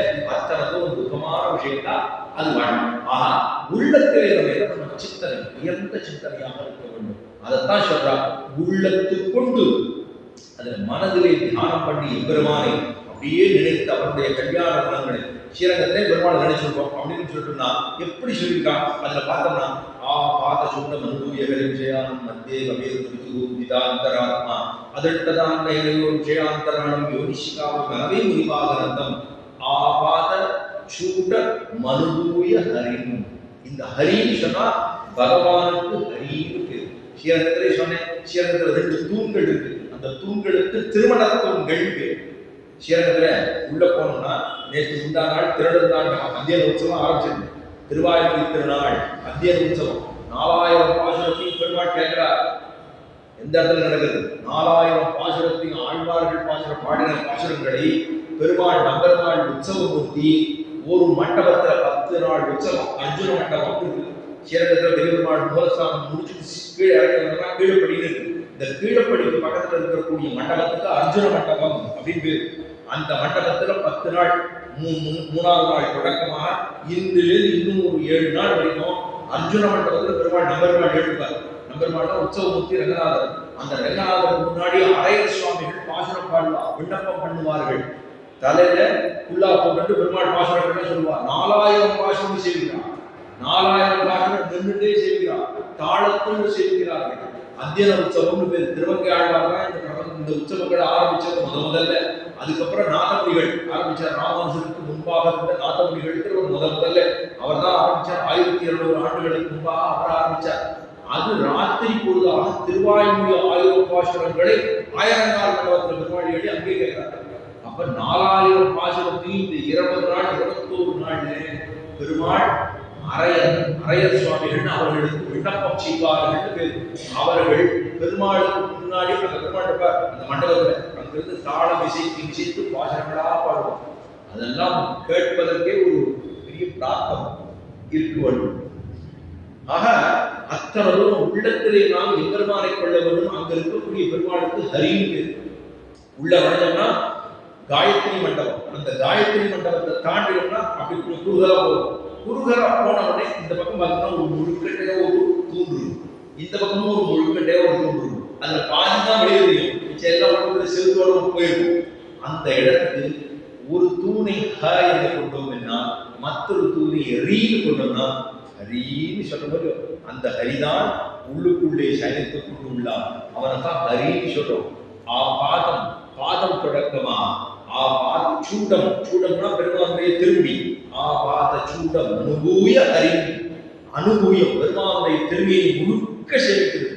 காட்டவை கண்ட பாதகமலம் நல்லாடை இந்தி கேட்டர உதரவந்தம் திருமார்பு கண்டம் செவ்வாய் வாட்டவில் கண்கள் மேனி நீரி தனிமுகுந்து பாட்டினால் கண்டு வாழ் படதாள் பரவினோம் என்று திருப்பாராழ்வாருடைய அமர்நாடுகளிலே தனியதுக்கு காட்டவே கண்ட பாதகமலம் பாதம் கமலம் பாத கமலம். அதுக்கப்புறம் காட்டவே கண்ட பாதகமலம் நல்லாடை உந்தி தேட்டர உதரவந்தம் திருமார்பு கண்டம் செவ்வாய் வாட்டவில் கண்கள் நீரி தனிமுகுந்து. இங்கேருந்து ஆரம்பிச்சு பெருமாளுடைய திரும்பி வரைக்கும் செய்கிறார் திருப்பாராழ்வார். 10 பாசுரம் கேட்டார். 10 பாசுரம் அந்த ஆழ்வார்கள் 4000 பிரபந்தங்களுக்குள்ளே குறைச்சலான பாசுரத்தை பாடுவது திருப்பாராழ்வார். இந்த திருப்பாராழ்வார் எங்க போய் சேர்ந்தார்னா பெருமாள் திரும்பியோடு போய் சேர்ந்தார். உள்ள போறவர் ஆள் வெளியில வாங்க. இதுதான் திருப்பாராழ்வார் இருக்கிறது. ஆண்டாளுமே இதான் இருந்தது. திருப்பாராழ்வாருக்கும் இதுதான். பெருமாளுடைய திரும்பியை சேவித்தார். சேவிச்சவர் உள்ள இருந்து காண வெளியே போயிருப்பார். வேற வழி கிடையாது. மூலத்தாக கூட எதிரே வரலாம். ஆள் வரல. அவ்வளவுதான். பெருமாள் திரும்பியோடு சேர்ந்தார். அந்த ஹரின்னு சொல்லப்படுகிறவர் அவனை உள்ளத்துக் கொண்டு முனிவர்களும் யோகிகளும். முனிவர்கள்னா யோகிகள்னா யாரும் யோகாபியாசம் பண்ணக்கூடியவர்கள் யோகி. அவர்களுக்கு சாப்பாட்டுல ரொம்ப நாட்டம்னா இருக்கவே கூடாது. எம்பெருமானதான் நாட்டம் இருக்கணும். எம்பெருமான் தான் சாப்பாடு. ஏதோ சாப்பிட்டுக்கலாம். ஏதோ உயிர் வாழ்வதற்கு சாப்பிட்டுக் கொள்ளலாம். இதுல 2 விதம். ஒன்னும் உயிர் வாழ்வதற்கு சாப்பிடுறது, இன்னொன்னும் வரத்திலே சாப்பிடுறது. அப்படின்னு வச்சுக்கூடாது. உயிர் வாழ்வது சாப்பிடுவது எதுக்கு சாப்பிடுறோம்? உயிர் வாழ்வதற்கா? இல்ல சுவாமி, இல்லையே, நம்ம பிறந்தது சாப்பிடும் அப்படின்னு சில பேர் சொல்லுவாங்க. சில வசனங்கள்லாம் உள்ளவா. அப்படி கிடையாது. சாப்பிடுகிறோம் நம்ம உயிர் வாழ்வதற்கு மட்டுமாக சாப்பிட்டுக் கொள்ள வேண்டும். ஆனா சாப்பிடுறது உயிர் வாழ்வதே சாப்பிடுறதா என்பது இல்லாமல் இருக்க வேண்டும். இதற்காக சொல்வது அந்த இடத்துல முனிவர்கள் என்றால் மனசீலகம் மனதாலே எம்பெருமானை அப்படி சொல்லி மனனம் பண்ண வேண்டும். மனநம்னா மனப்பாடம் பண்ணணும்னு சொல்லுங்க. மனசீலா மனதாலே எம்பெருமானை உள்ளத்துக் கொண்டு கிரகித்துக் கொண்டு நினைத்துக் கொண்டு அவனையே தியானித்துக் கொண்டிருப்பவர்களுக்கு முனிவர்கள் அப்படின்னு. முனின்னு சொன்னோம்னா என்னப்பா? மரணசீலா முனி. மரணம் பண்ணக்கூடிய எம்பெருமானே மரணம் பண்ணவன் முனிவு. சரி, யோகிகள்னா யோகாபியாசம் பண்ணக்கூடியவர்கள் யோகி. அவர்களைத்தான் 2 விதமா சொல்றான்.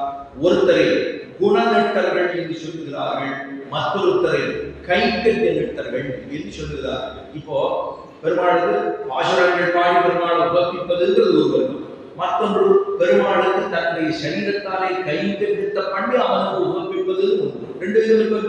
ஒன்று பெருமாளுக்கு பாட்டுப்பாக பாடணும், இன்னொன்று பெருமாளை கைங்கரியம். இந்த காயத்தை கொண்டு பெருமாளுக்கு தொண்டு புரிவது. அப்ப கைங்கரியம் குணநட்டரும் உண்டு, கைக்கட்டிய நட்டர்களும் உண்டு. அதனாலதான் யோகிகளும் முனிவர்களும் யோகிகளும் மெல்ல எழுந்து அறியணும். மெல்ல எழுதுனா குழந்தை பிறந்திருக்கும், சின்ன குழந்தையா இருக்கும். இந்த அந்த குழந்தை இருந்துட்டா என்ன பண்ணுறது, ஸ்தனஞ்சய பிரஜை அந்த தாய் இருக்காள குழந்தை இருந்தும் அவளை பிடிச்சிட்டே போய் அந்த காரியத்தை பண்ணுவோம்.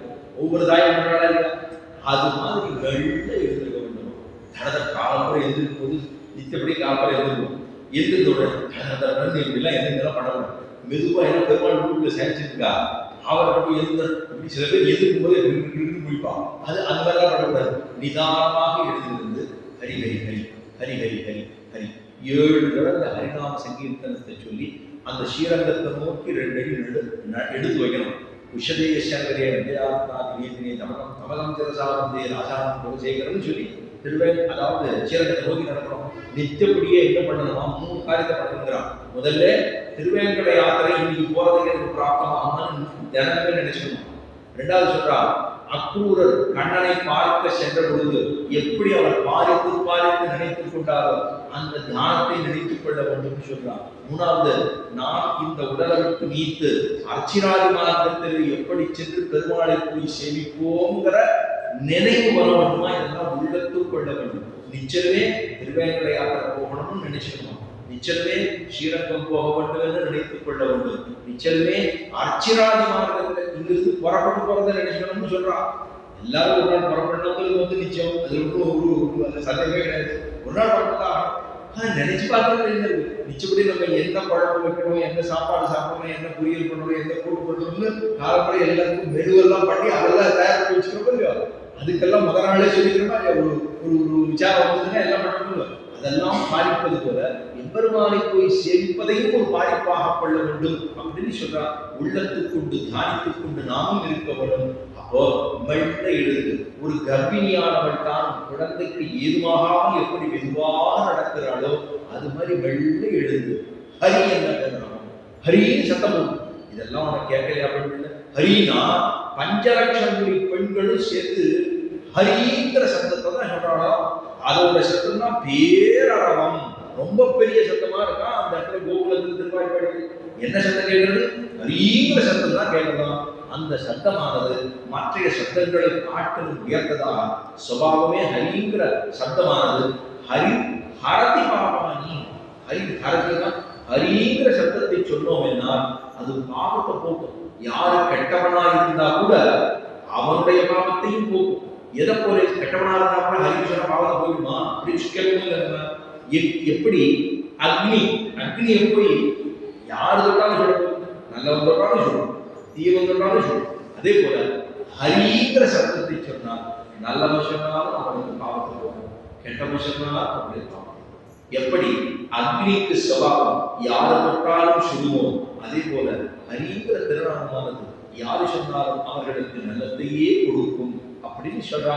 உள்ளத்தை கொண்டு முடிவர்களும் யோகிகளும் மெல்ல எழுந்து அறிவிக்கின்றமும் உள்ளம் குளிர்ந்து பகவானுடைய ஹரிநாம சங்கீர்த்தனத்தை சொன்னபடியினாலே ஊர ஹரிங்கிற சத்தம் பேரளவு கேட்கிறது. அது கேட்டபடியினாலே உள்ளமெல்லாம் அப்படியே குளிர்ந்து போகிறது. ஏன்னா பெருமானுடைய திருநாமத்தை சொன்னா நமக்கே ஒரு ஆனந்தம் ஏற்படுது. உள்ளம் குளிர்ந்து ஏதோடம் பாபாயின்னு சொன்னது.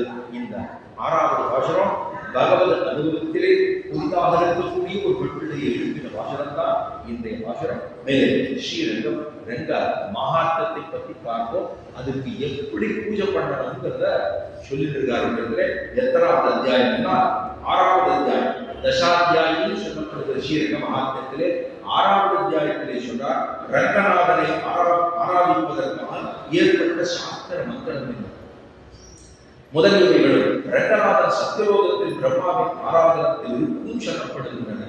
ரங்கநாதன் எங்கிருந்தார்? பிரம்மாவுடைய சத்தியலோகத்தில் இருந்தார். அவருக்கு எப்படி பூஜை பண்ணணும் என்பதை இங்கே சொல்கிறார்.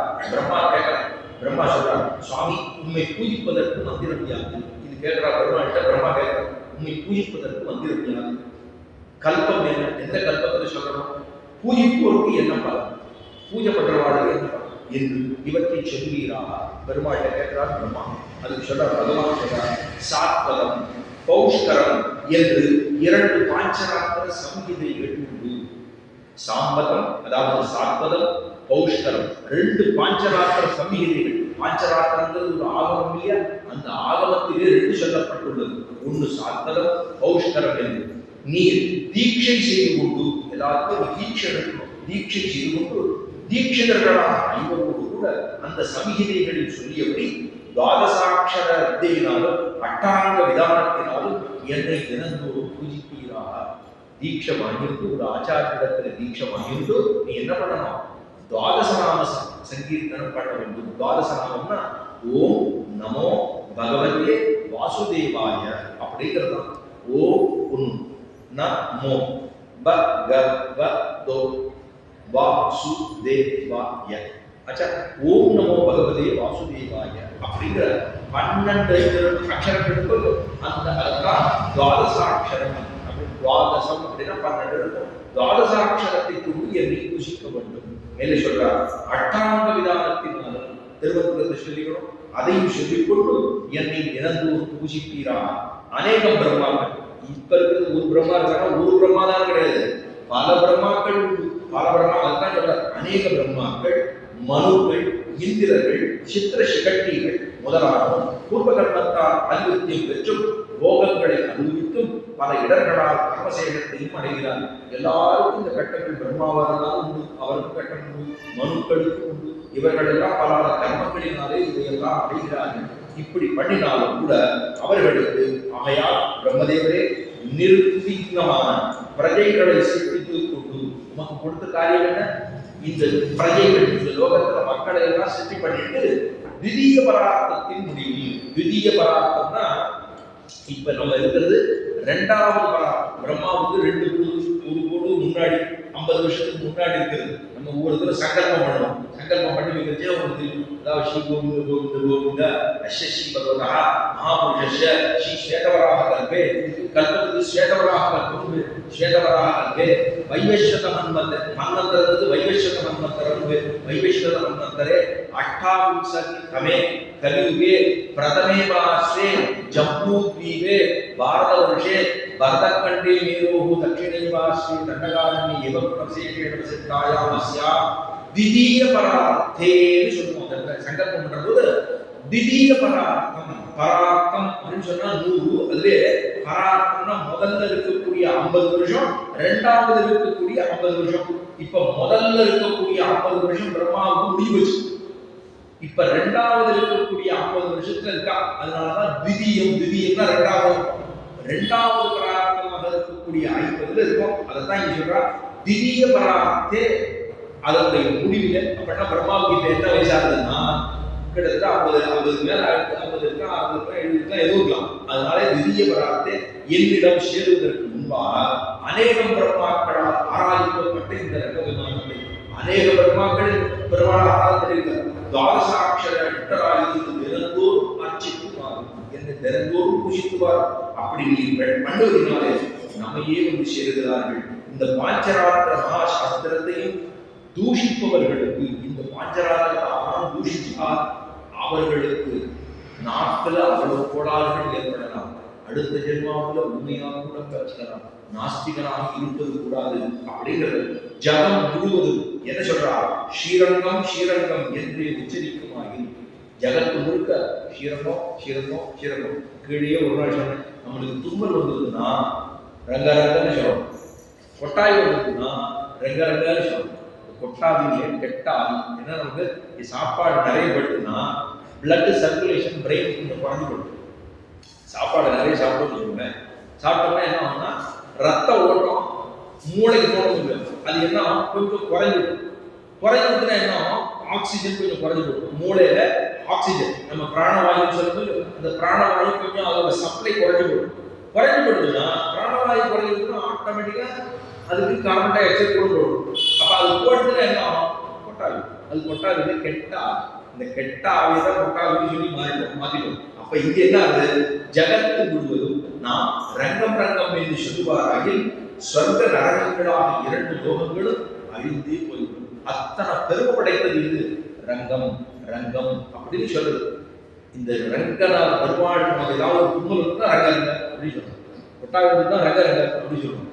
பெருமாள்கிட்ட தான் சொல்லணும் ஐயோ அப்படின்னு சொல்றோம். சில பேர் ஏதாவது ஒன்று ஐயா அடிச்சுட்டோம்னா உடனே ஐயோ ஐயோ சொல்றேன். ஆனா அது சொல்லலாம்னு வச்சுக்கோங்க. ஏன் சொல்றேன் அப்படின்னா ஆழ்வார் பாசனங்கள்ல ஐயோ உபயோகிச்சுக்க ஐயோ நீலமேனி, ஐயோ நிறை கொண்டதே நெஞ்சிலேயே. ஆழ்வார் பாசுரத்துல நீலமேனி ஐயோ, அதுக்கு பெருமானோட திருமேனியை பார்த்து நீலமேனி ஐயோன்னா, ஐயோ கண்ணவிரான் அறையோகி போனாலே, அதுவும் ஆழ்வார் பாசுரத்தில். இந்த ஐயோ என்பது ஆழ்வாருடைய பாசுரங்களிலே எம்பெருமானுடைய திருமேனியை அனுபவிக்கிற பொழுதே அப்படி சொல்கிறார். அதனால அதுவும் நமக்கு உகக்கும் என்று கொள்ளலாம். தினந்தோறும் காலையில் இந்த மந்திரங்கள் எல்லாம் சொல்லி அபிகமனம், உபாதானம், வித்யா, அதாவது ஔபச்சாரிகம், சாம்ஸ்பர்சம், போஜ்யம், பெருமாளுக்கு நைவேத்தியம் பண்ணணும். பெருமாளுடைய திருமேனிக்கு நைவேத்தியம், அவருக்கு நைவேத்தியம் பண்ணாமல் எந்த ஒரு விஷயத்தையும் நம்ம சாப்பிடுவோம். ஒரு புதுசா வஸ்திரம் வாங்கிடுவோம், பெருமாளுக்கு சாத்திட்டு தான் நம்ம எடுத்துக்கணும். மஞ்சள் காப்பு எல்லாம் தடவணும், மூலைகள் எல்லாம் கட்டி மஞ்சள் காப்பெல்லாம் வச்சு அதுக்கப்புறம் பெருமாளுக்கு சாத்திட்டு, பெருமாளை நீ சாப்பிக்க முதல்ல, அப்புறம் தான் நான் சாப்பிடணும். உடுத்து கலைந்து நீங்க கீதக வாழ, அவர் உடுத்து நமக்கு கலைஞ்சு விடுக்கணும், அதுதான் நமக்கு உயர்வு. இப்ப இந்த புஷ்பம் சேர்த்துக்கா அப்படின்னு சொன்னா பெருமாளுக்கு சாத்திட்டு அந்த புஷ்பம் நமக்கு சாத்துகிறார். அதனால இது பகவானுடைய பிரசாதம் அப்படின்னு கொள்ள வேண்டும். அது போலதான் பிரசாதம்னா பெருமாளுக்கு முதல்ல நைவேத்தியம், அவருக்கு பண்ணாமல் எந்த ஒரு வஸ்துவையும் நாம் சாப்பிடுவது கூடாது. அப்படி சாப்பிட்டோம்னா என்னன்னு சொன்னேன், கீழே ஒரு நாள் சொன்னேன், அதை சாப்பிட்டோம்னா பாவத்தை தான் உருண்டை சாப்பிட்டு வாயில் கொடுக்கணும். அது பண்ணலாமா? செய்யக்கூடாது. ஏற்கனவே நம்ம பிறந்து சில நம்மளை தெரிஞ்சு பண்றோம் தெரியாதவங்க, புரிஞ்சு பண்றோம் புரியாதவங்க, அறிஞ்சு பண்றோம் அறியாதவங்க, ஏது பாவங்கள்லாம் வந்து இதுல வேற நம்ம தெரிஞ்சே பிரசாதம்னு சொல்லாம நமக்கு பசிக்குதுன்னு சாப்பிட்டு இருந்தோம்னா பாவத்தை தான் உண்ணுகிறோம் அப்படின்னா அர்த்தம். அதனால பெருமாளுக்கு இதெல்லாம் தூபம் காண்பிக்க வேண்டும், தீபம் காண்பிக்க வேண்டும், கண்ணாடி காண்பிக்க வேண்டும். இதெல்லாம் ஔபச்சாரிகமான பெருமாளுக்கு பண்ணக்கூடிய கைங்கரியங்கள். அப்புறம் பெருமாளுக்கு வஸ்திர சாத்தனம், திருவாபரணங்கள், பெருமாளுக்கு ஆபரணங்கள், பெருமாளுக்கு நகை நட்டு இதெல்லாம் பெருமாள் பண்ணி போடுறாங்க, அதெல்லாம் பெருமாளுக்கு பண்ண வேண்டும். சந்தனம், பெருமாளுக்கு சந்தனம் சேர்க்கணும். பெருமாளுக்கு அதுதான் கொடுக்கும். அவரவர்கள் இல்லத்தில் கூட பெரியவர்கள்லாம் வச்சிருந்துக்கலாம், சாலக்கிராம மூர்த்தின்னு வச்சிருப்பாங்க. எல்லா வீடுகளிலையும் சாலக்கிராமம். பெருமாள் நேபாள தேசத்துல இருக்கக்கூடிய திவதேசத்துக்கு சாலக்கிராமம் முக்திநாதன்னு சொல்றோம். அங்க போயிருந்தோம்னா அங்கிருந்து சாலக்கிராம மூர்த்தி, அது முக்த போகாவளிங்கிற ஒரு கிரந்தத்தில் சொல்லப்படுறது. என்ன திருநீரோட சேவிக்கணும் அப்படிங்கிறது உயர்ந்ததுதான். ஆனா அதை விட உயர்ந்தது சாலிகிராம மூர்த்தியிலே நான் எழுந்தொழிவுள்ளேன், அதுல நான் இருக்கேன். என்னை நிச்சலும் அதுக்கு அபிஷேகம் பண்ணி திருமஞ்சனம் கண்டொழித்து எனக்கு சந்தனம் சேர்க்கிறானோ அவன் என்னை போலவே உயர்ந்து கருதத்தக்கவன் அப்படின்னு அத்தனை தூரம் அவனுக்கு மோட்ச சாம்ராஜ்யத்தை கிட்டும்னு அந்த கிரந்தத்திலே சொல்லப்பட்டுள்ளது. அவ்வளவு உயர்ந்தது பெருமாளுக்கு சந்தன சாதனம். சந்தனம் கோயிலில் போனோம்னா கையில் போனோம்னா சந்தனம் வாங்கி கொடுக்கணும். அந்த சந்தனம் பகவானுக்கு சாத்துவதற்காக வாங்கி கொடுக்கலாம். அதுக்கப்புறம் பெருமாளுக்கு பாயசம் என்ன, வடை என்ன, அன்னம் என்ன, இதெல்லாம் போத்தியமாக பெருமாள் பண்ணணும்.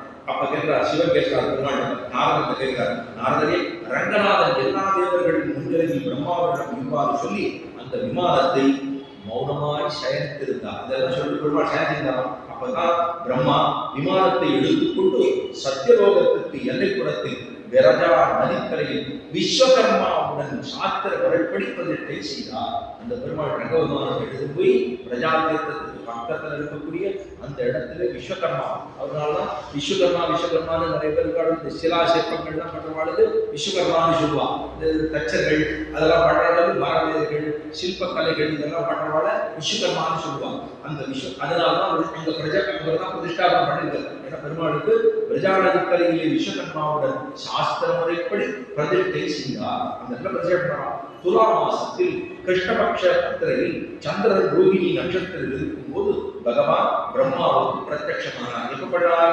துலா மாசத்துல சொல்லுங்க. துலா மாசத்துல அப்பதான் துலா மாசத்திலே தீர்த்த மாடத்தில் துலா மாசம் ஐப்பசி மாதம் துலா மாசத்திலே கிருஷ்ணபக்ஷ அத்திரையில் சந்திரன் ரோகிணி நட்சத்திரத்தில் இருக்கும் போது பகவான் பிரம்மாவுக்கு பிரத்யட்சமானார். அது முதல் ஸ்ரீரங்க விமானம் சத்தியலோகத்தில் இருந்தது. சத்தியலோகத்தில் தான் இருந்தது. பிரம்மா பாஞ்சராத்திரம் அறிந்து தீட்சை பெற்றுக் கொண்டு நிறைய பிராமணர்களோடு நித்திய நைதிக விதிகளால் ரங்கநாதனை பூஜித்துக் கொண்டு இருந்தார். ரங்கநாதன் பெருமாளை பூஜனை பண்ணிட்டு இருந்தவர் சத்தியலோகத்தில் பண்ணிட்டார். அந்த சத்தியலோகத்திலே பிரம்மா ரிஷிகளோடு விட்டு நட்சத்திரமான திருவோணத்தில் முறைப்படி உற்சவத்தையும் அபவிருதத்தையும் செய்தார்.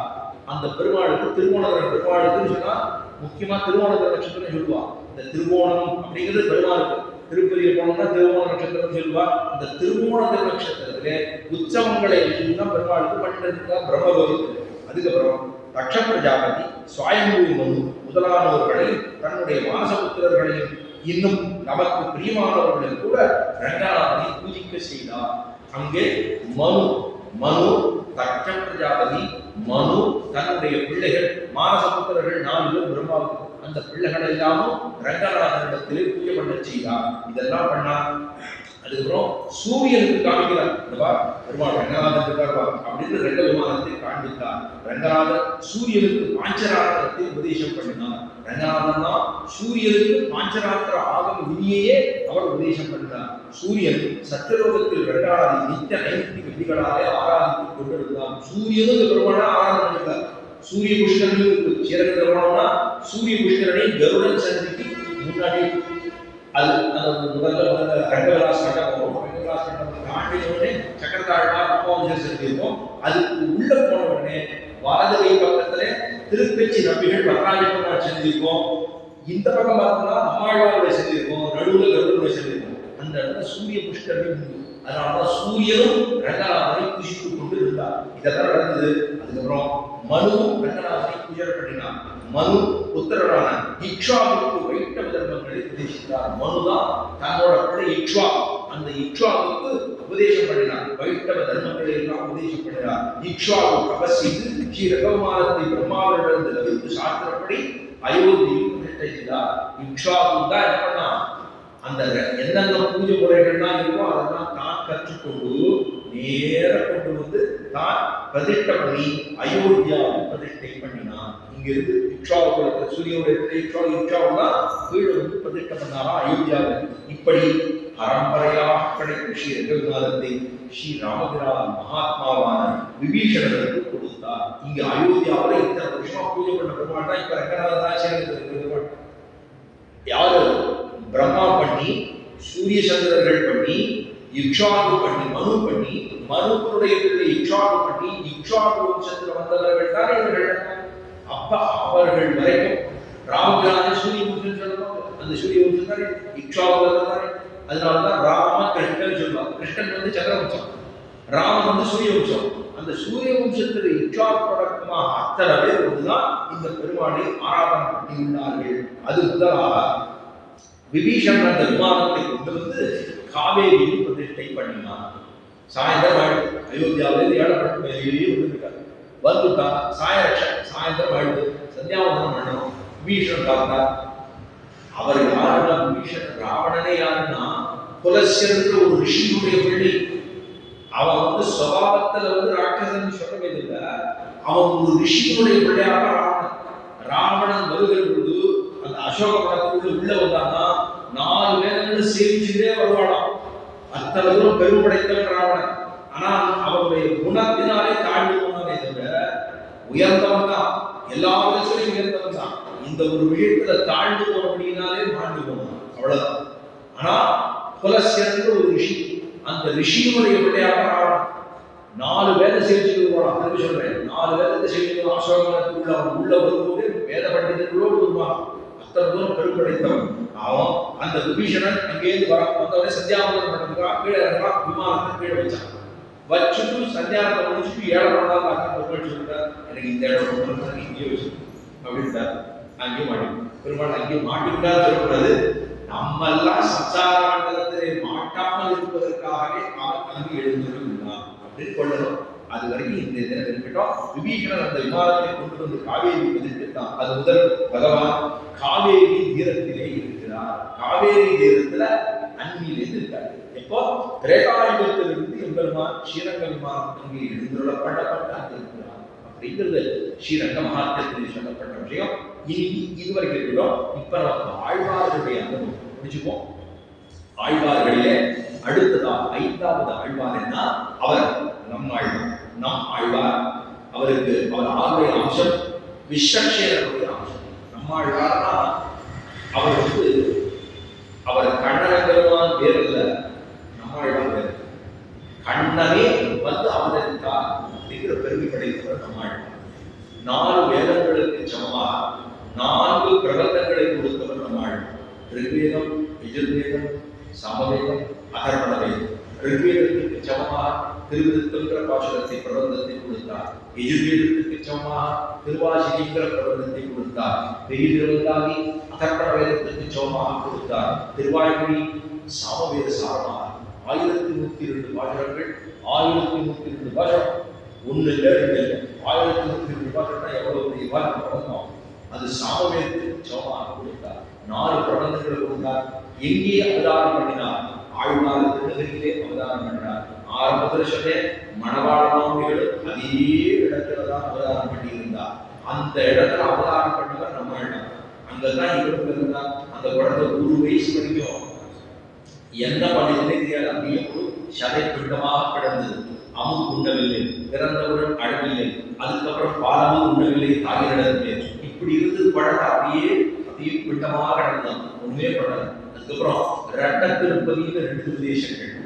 திருத்தொலைவில்லிமங்கலம் தேவரபிரான், அரவிந்தலோச்சன் என்ற பெருமாளும், தேவரபிரான் என்ற பெருமாளும், ரெட்ட திருப்பதியில் நவதிருப்பதியில தூத்துக்குடி திருநெல்வேலி பக்கத்தில் அந்த இடத்துல பெருமாளுக்கு கீழே கொண்டு வந்து கிடத்தினார்கள். தாயும் தாமனாரமாக அன்னைக்குதான் இருந்தது. அது வரைக்கும் ஒழுங்கப்படல. 1.5 வருஷம் ஒழுங்கப்படல. அதுக்கப்புறம் அங்கிருந்து தவழ ஆரம்பித்தது. நேர 1.5 மைல் தொலைவு தவழ ஆரம்பித்து ஒரு புளிய மரத்தினுடைய பொந்துக்குள்ளே போய் அமர்ந்து கொண்டது இந்த குழந்தை. ஒண்ணுமே கிடையாது. 1.5 வயசு ஒண்ணுமே பண்ணாத பொழுது அந்த பெருமாள் சன்னிதியில் கொண்டு போட்ட உடனே தவழ ஆரம்பிச்சு நேர போய் புளிய மரம் அம்மா அப்பாவால நேர போய் அந்த புளிய மரத்து பொந்துக்குள்ளே அமர்ந்து கொண்டது. யோகத்திலே உட்கார்ந்து 16 வருஷம், 16 ஆண்டுகள். உண்ணில், அதாவது சோறு இல்லை, நீர் இல்லை, எதுவுமே இல்லை. அப்படியே யோகத்துல உட்கார்ந்து. அதுக்கப்புறம் மதுரகவி ஆழ்வார் வடக்கே வடக்கு யாத்திரை போயிருந்தார். ஏதோ அங்கேயும் கொடுக்கும்போது சமுத்திரத்துல பார்த்தா ஒரு ஜோதி பிழம்பு எங்கேயோ வருது. தெற்கு தேசத்திலிருந்து ஒரு ஜோதி பிழம்பு வருகிறது.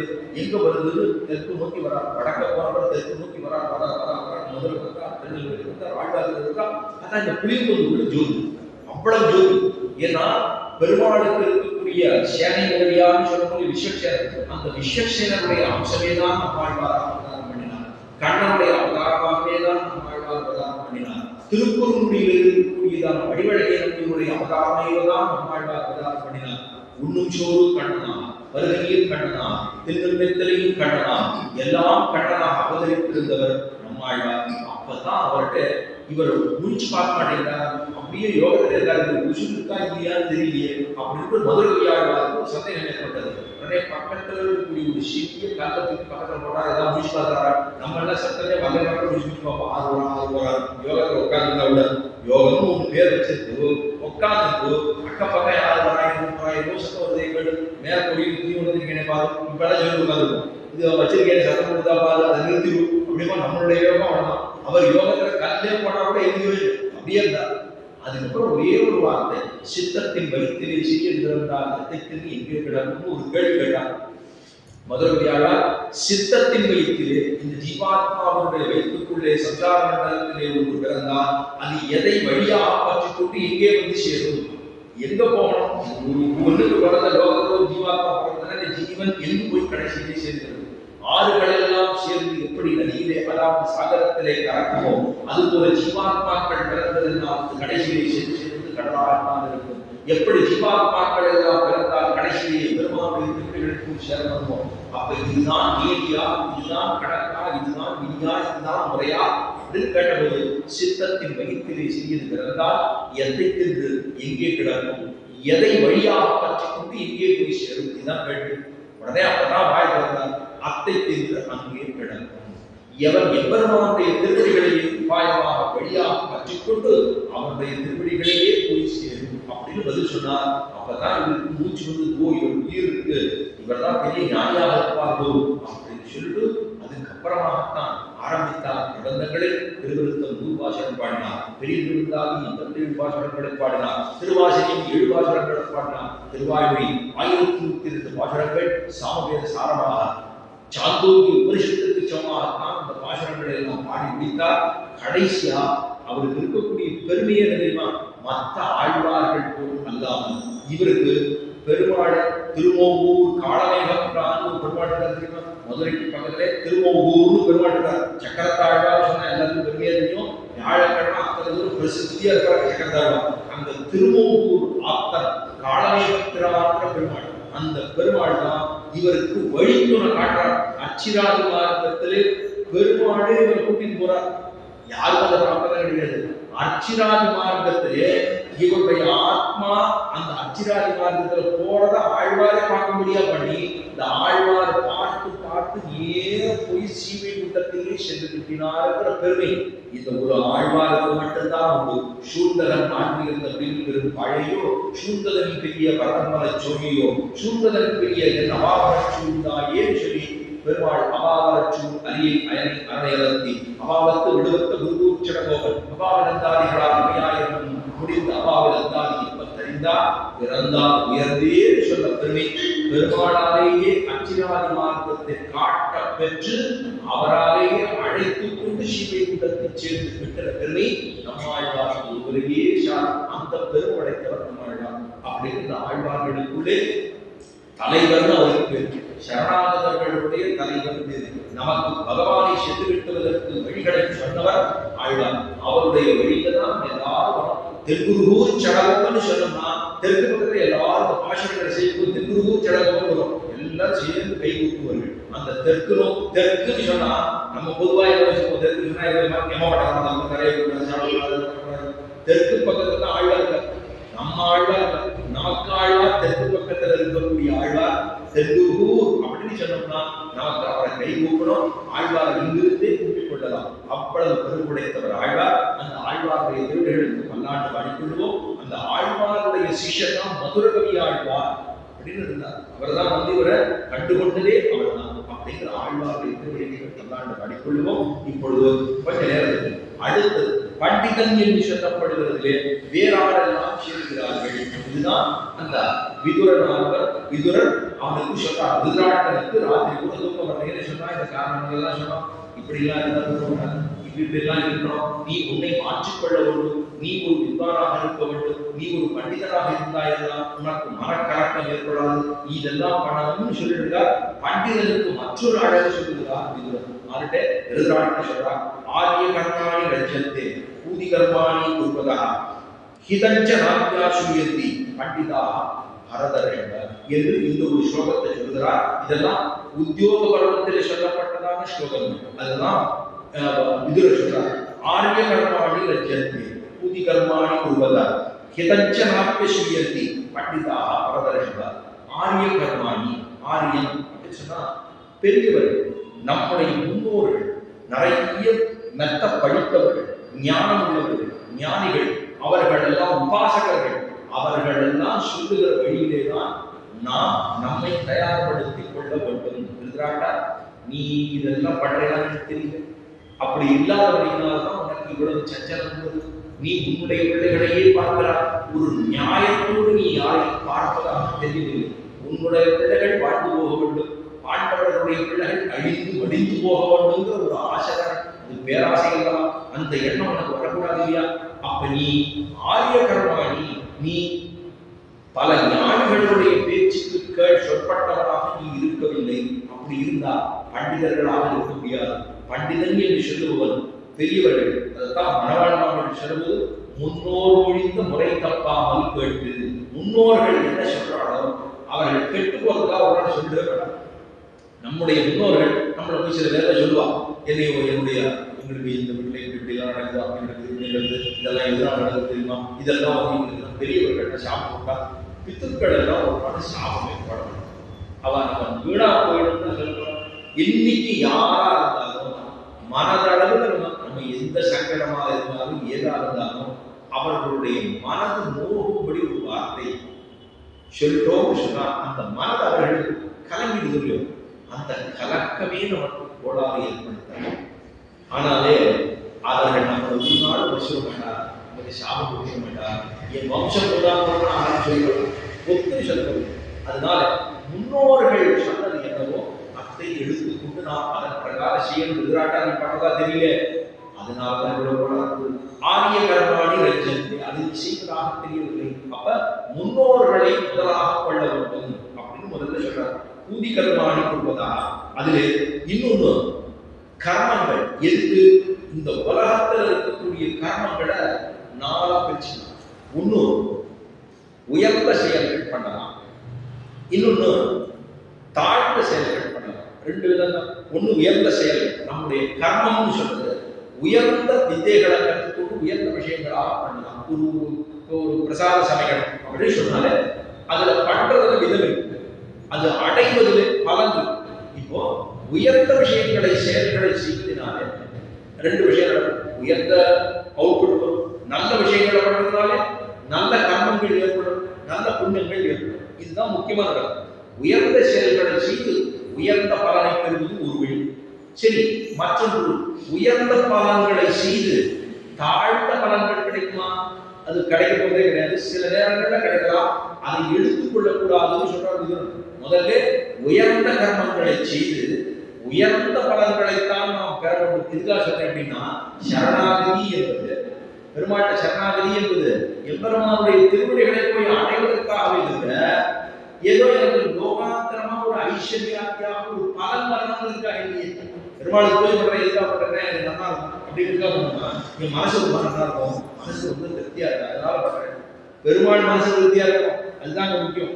என் மனசு திருப்திக்காக நான் செய்யவில்லை, பகவானுடைய திருப்திக்காக நான் செய்கிறேனே தவிர பகவானுடைய முகோல்லாசம் தான் முக்கியம். பகவானுடைய திருமுகத்தில் இருக்கக்கூடிய சாந்தி, ஆனந்தம், அவனுக்கு எப்போதும் ஆனந்தம் தான். ஆனா என்னுடைய பக்தன் நான் சொன்ன பிரகாரம் எனக்கு பூஜைப்பட்டுகிறாங்கிற ஆனந்தம் எம்பெருமானுக்கு ஏற்பட வேண்டும். அதைத்தான் சொல்றார், உயர்ந்த செயல்களாலே உயர்ந்த பலனை பெற வேண்டும் என்று தாழ்ந்த பலனை பெறக்கூடாது. என்கிறாட்டா, நீ இதெல்லாம் பண்றையான்னு தெரியல, அது சரி பண்ணிக்கோ அப்படின்னா, தாழ்ந்த செயல்கள் பண்ணுவதனாலே தாழ்ந்த பலன்கள் கிட்டும். தாழ்ந்த செயல்கள் பண்றதுனால உயர்ந்த பலன்கள் உருவாக கிடைப்பதே. மற்ற காரியமும் நீச்சமான காரியம், அதுக்கிட்ட நல்ல பலன் கிடைக்கும், அது எப்படியோ வளர்றது இல்லை, அது ஊழல் பண்ணிவிடலாம். இன்னொன்று தாழ்ந்த செயல்களை செய்வதனாலே தாழ்ந்த பலன்கள் கிட்டும். அதுவும் நம்ம பண்ணக்கூடாது, செயல்களே பண்ணக்கூடாதுன்னு சொன்னா பலன்களை பற்றி பேச்சே இருக்கு. அப்ப உயர்ந்த செயல்களை செய்ய வேண்டும், உயர்ந்த பலனையே நாம் எதிர்பார்க்க வேண்டும் என்கிற அதை ஒரு விதியாக நாம் கொள்ளக்கூடாது. இதெல்லாம் நீ செய்கிறாயா இல்லையா என்பது தெரியவில்லை, உன்னுடைய தூக்கத்திற்கு கலக்கத்திற்கு காரணம் இவைகளாகவே இருக்க முடியும். இதையெல்லாம் நீ திருத்திக் கொள்ள வேண்டும். இதுவே நான் உனக்கு சொல்லக்கூடிய நல்லது, இதை தெரிந்தால்தான் உன்னை பண்டிதன் என்று உலகம் கொண்டாடுவதை தவிர இதோ லோகத்து மக்களை போல ஒரு ஐஸ்வர்யத்துக்காக நீ செய்தாயிருந்தா உன்னை பண்டிதன் என்று யாரும் கொள்ள மாட்டார்கள். இதை நீ திருத்திக் கொள்வாயாக அப்படின்னு இந்த ஒரு ஸ்லோகத்தை சொல்லி அவனுக்கு நல்லது எது கெட்டது எது, இதை செய்ய வேண்டும் இதை செய்யக்கூடாது அப்படிங்கிறத அறிவுறுத்துகிறார் விதுரர். அப்படிங்கிற விதுர நியதியிலிருந்து சில வார்த்தைகள் இந்த போட்டியிலே விண்ணப்பம் பண்ணி இப்பொழுது ஆசிரானந்த அனுசந்தானத்திற்கு வருகிறது. உள்ளும் சிறந்திரான் உள்ளரையன் கோவிலில் பிள்ளையொழி சென்றின் வேறவம் கேட்கலையோ உள்ளாமகிழ்ந்தனாய் வேலையுண்டோ உள்ளச்சடங்கலக்கிழினாரோச்சி வெள்ளத்தனவில் இறந்த வித்தினை உள்ளத்துக் கொண்டு முனிவர்களும் ஓய்களும் வெள்ள எழுந்த என்ன வேறவம் உள்ளம் முழுது குளிர்ந்தேரோ ரம்மாவாய் கடந்ததோர் கோவிந்தன் வாழ்வோர் சோதிமணி மாடந்தோன்மோர் இதியார் நடந்தமத்தர் வாழ்வோர் நான்மறைகள் ஓதுமோர் வெள்ளிகுத்தோர் வேதற்கோனோர் ஆதனங்கள் தீர்க்கும் பரமனடி காட்டும் வேதமனைத்துக்கும் வித்தாவும் போதை தமிழ் ஐயைந்துமைந்தும் அறியாத மாநிலரை ஐயம் சுமப்பதும் பம்பு ஆண்டாள் திருப்படிகளே சரணம்.